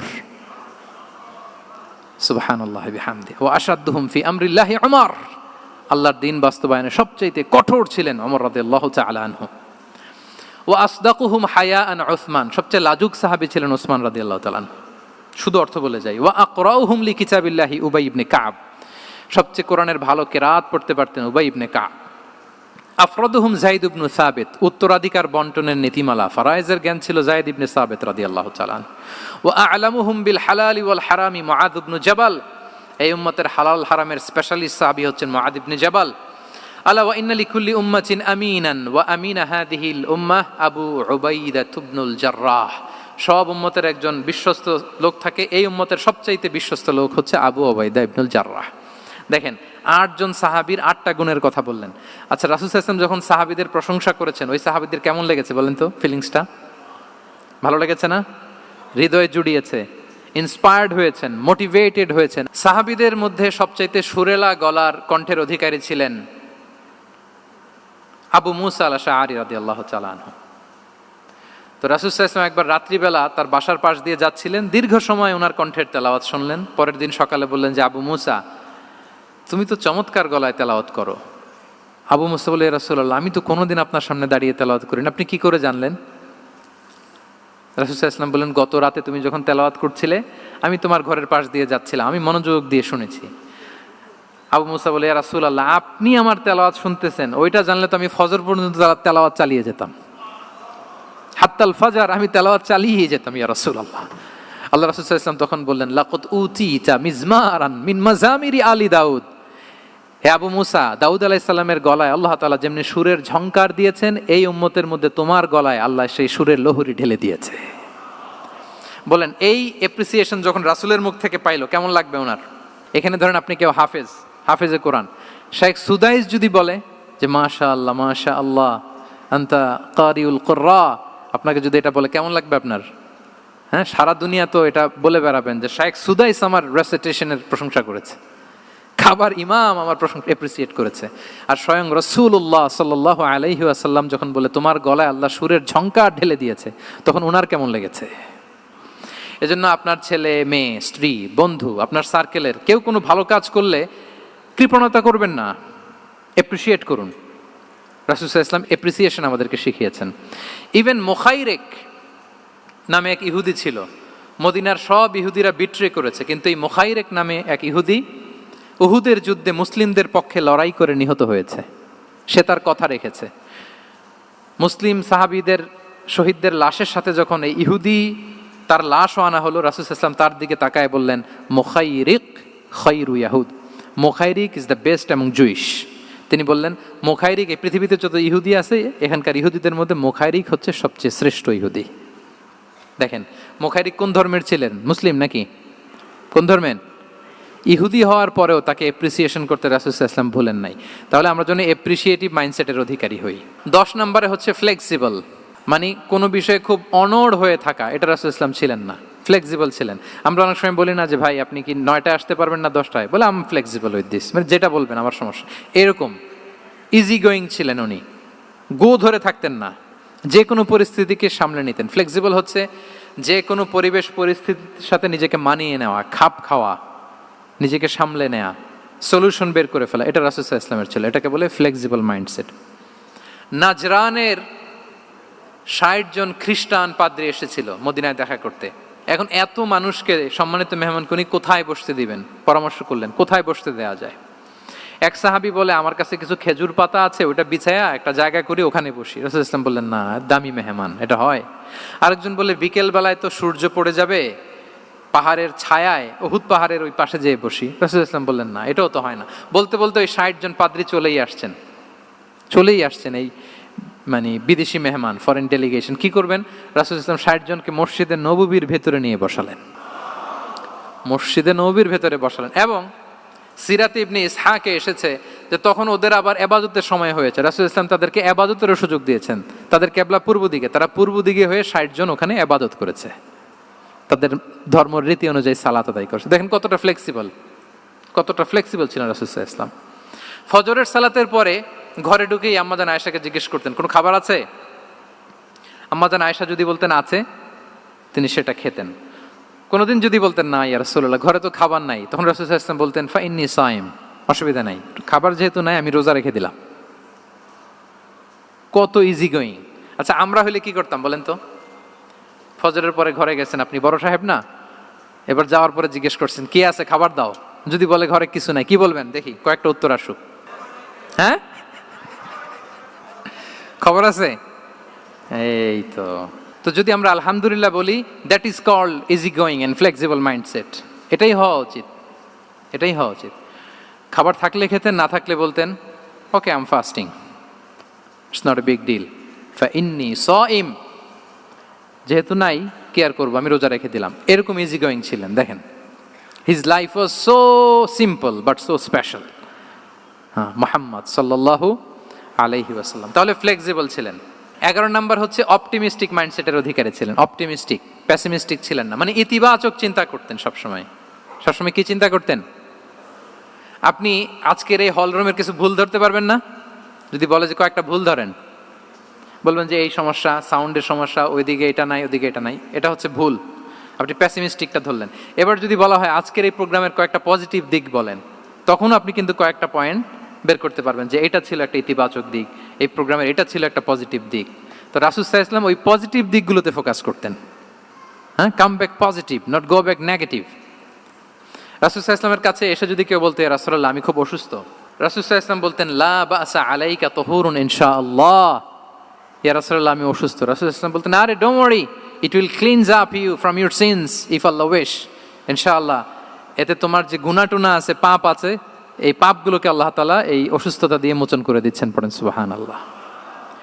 তাহলে আপনি অসুস্থতার মধ্যে একটু হালকা হইলেন না, যে জ্বরে ভুগতেছি কিন্তু এই জ্বরে নাকি আমার গুনাহ মাফ হয়ে যায়, পেটের ব্যথায় আক্রান্ত, মাথা ব্যথায় আক্রান্ত, কিন্তু এটাতে নাকি আল্লাহ আমার পাপ মোচন করে দেয়, তাহলে একটু ভাল লাগবে না?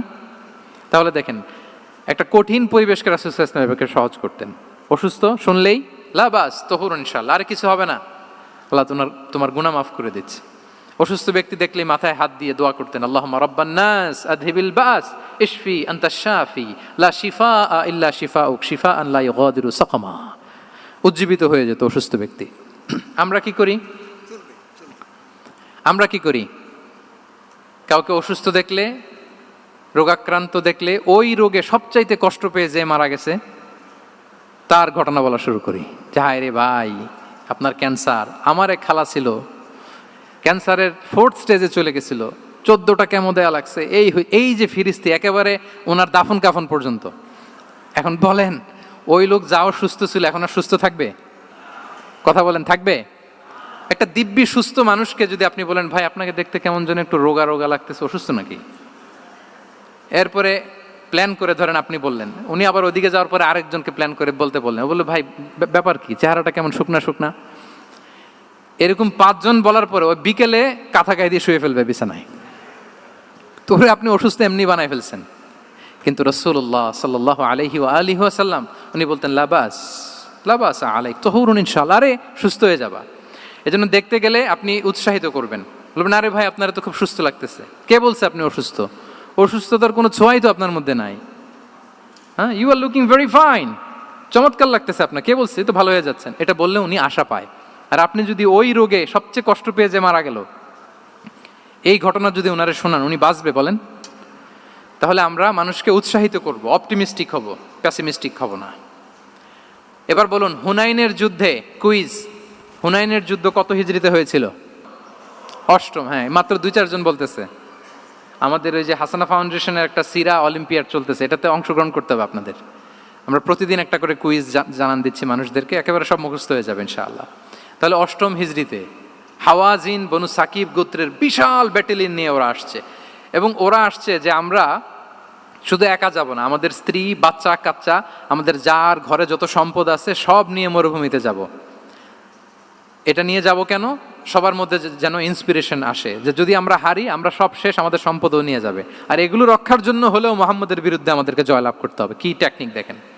সব যখন নিয়ে দাঁড়াইছে বিশাল বাহিনী, এক সাহাবী এসে বলল ইয়া রাসূলুল্লাহ, কালকে তো আমাদের খবর আছে, এই বাহিনীকে আমরা কি করে পরাস্ত করব? ইয়া রাসূলুল্লাহ, এসে দেখুন, পাহাড় থেকে দেখুন কত বিশাল বাহিনী। রাসূল সাল্লাল্লাহু আলাইহি ওয়াসাল্লাম দেখা মাত্রই বললেন তিলকা গনিমাতুল মুসলিমিনা গাদান ইনশাআল্লাহ। আরবি যারা বুঝেন যে it will be the war booty for the Muslim community tomorrow ইনশাআল্লাহ। আরে এগুলো তো আমরা সব গনিমত আকারে ব্যাগে কইরা মদিনায় নিয়ে যাব। এই যুদ্ধে জয়লাভ করে যা আছে এগুলো উটে করে ওয়ার বুটি হিসেবে মদিনায় নিয়ে যাব। বলার সাথে সাথে সাহাবীদের সব ভয় দূর হয়ে গেল, আবার প্রাণ ফিরে পেলেন, সজীব হয়ে উঠলেন, উজ্জীবিত হলেন। তাহলে আমরা অপটিমিস্টিক হব, আমরা ইতিবাচক চিন্তা করব। এবং ইসলাম আল্লাহ তাআলার ব্যাপারেও আমাদেরকে ইতিবাচক ধারণা রাখতে উৎসাহিত করে। হাদিসে কুদসিতে আল্লাহ বলেন আনা ইনদা যান্নি আবিদি বি, আমার বান্দার নিকট আমি তেমন, আমার বান্দা আমার ব্যাপারে ঠিক যেমন ধারণা করে। আপনি যদি ধারণা করেন আল্লাহ দয়ালু, ঠিক আল্লাহ তাআলাকে দয়ালু পাবেন। এখন বলেন আল্লাহর ব্যাপারে কার ধারণা কেমন? আল্লাহ তাআলা খুব প্রতিশোধ পরায়ণ না? প্রচন্ড রাগী, আমাদের সবাইকে জাহান্নামে দেওয়ার জন্য বসে আছেন না? তাহলে কি ধারণা বলেন তো? তিনি দয়াময়, তিনি মেহেরবান, তিনি আমাদেরকে অবশ্যই ক্ষমা করবেন। এই বিশ্বাস আল্লাহর প্রতি আমাদের সবার আছে তো? এই বিশ্বাস যদি থাকে, ঠিকই আল্লাহ তাআলাকে রহমান রাহিম হিসেবেই আপনি পাবেন। লাস্ট হচ্ছে রেজিলিয়েন্ট। শেষ, I am going to conclude my speech today. Resilient হচ্ছে যাকে থামানো যায় না, আনস্টপেবল। সংকট কাটিয়ে ঘুরে দাঁড়ানোর সামর্থ্য যার থাকে তাকে বলে রেজিলিয়েন্ট। লেগে থাকার মানসিকতা, টিকে থাকার যোগ্যতা, সহজে হার না মানার যে অ্যাটিটিউড, এটাকে বলে রেজিলিয়েন্ট মাইন্ডসেট। রাসূল সাল্লাল্লাহু আলাইহি ওয়াসাল্লামকে আল্লাহ তাআলা এই মাইন্ডসেট দিয়েছিলেন। ওনাকে হারাইতে পারছে কেউ? জীবনের সাথে এটা সেট করে নেন যে আমি কখনো হারি না, আমি হয় জিতি নয় শিখি। আমি কখনো হয় জিতি নয় শিখি। এই মাইন্ডসেট যদি গ্রো করেন, আপনার হারাইতে পারবে কেউ? পারবে না। রাসূল সাল্লাল্লাহু আলাইহি ওয়াসাল্লাম he was unstoppable, having unbelievable সাবর। ধৈর্যের পাহাড় নিয়ে, আনস্টপেবল অ্যাটিটিউড নিয়ে তিনি শুধু সামনে গিয়েছেন, পেছনে যান নাই কখনো। সীমাহীন কষ্ট আর সংগ্রামের মধ্য দিয়ে গিয়েছেন, থামাতে পারে নাই ওনাকে কেউ পারে নাই। ইয়াতিম হিসেবে জন্মগ্রহণ করলেন, পৃথিবীর আলো দেখবার আগে বাবাকে হারালেন, ছোট বয়সে মাকে হারালেন, পরে দাদাকে হারালেন, এরপর চাচাকে হারালেন। শিয়াবে আবি তালেবে জেল খেটেছেন 3 বছর। Physical torture, mental torture, life threat, হত্যা করার ষড়যন্ত্র হয়েছে। আল্লাহ তাআলা বলেছেন আজ রাতে হিজরত করো। ব্ল্যাক ম্যাজিক করা হয়েছে। লাবিদ ইবনুল আসাম, এক ইহুদিদের মিত্র, ওনাকে ব্ল্যাক ম্যাজিক করেছে।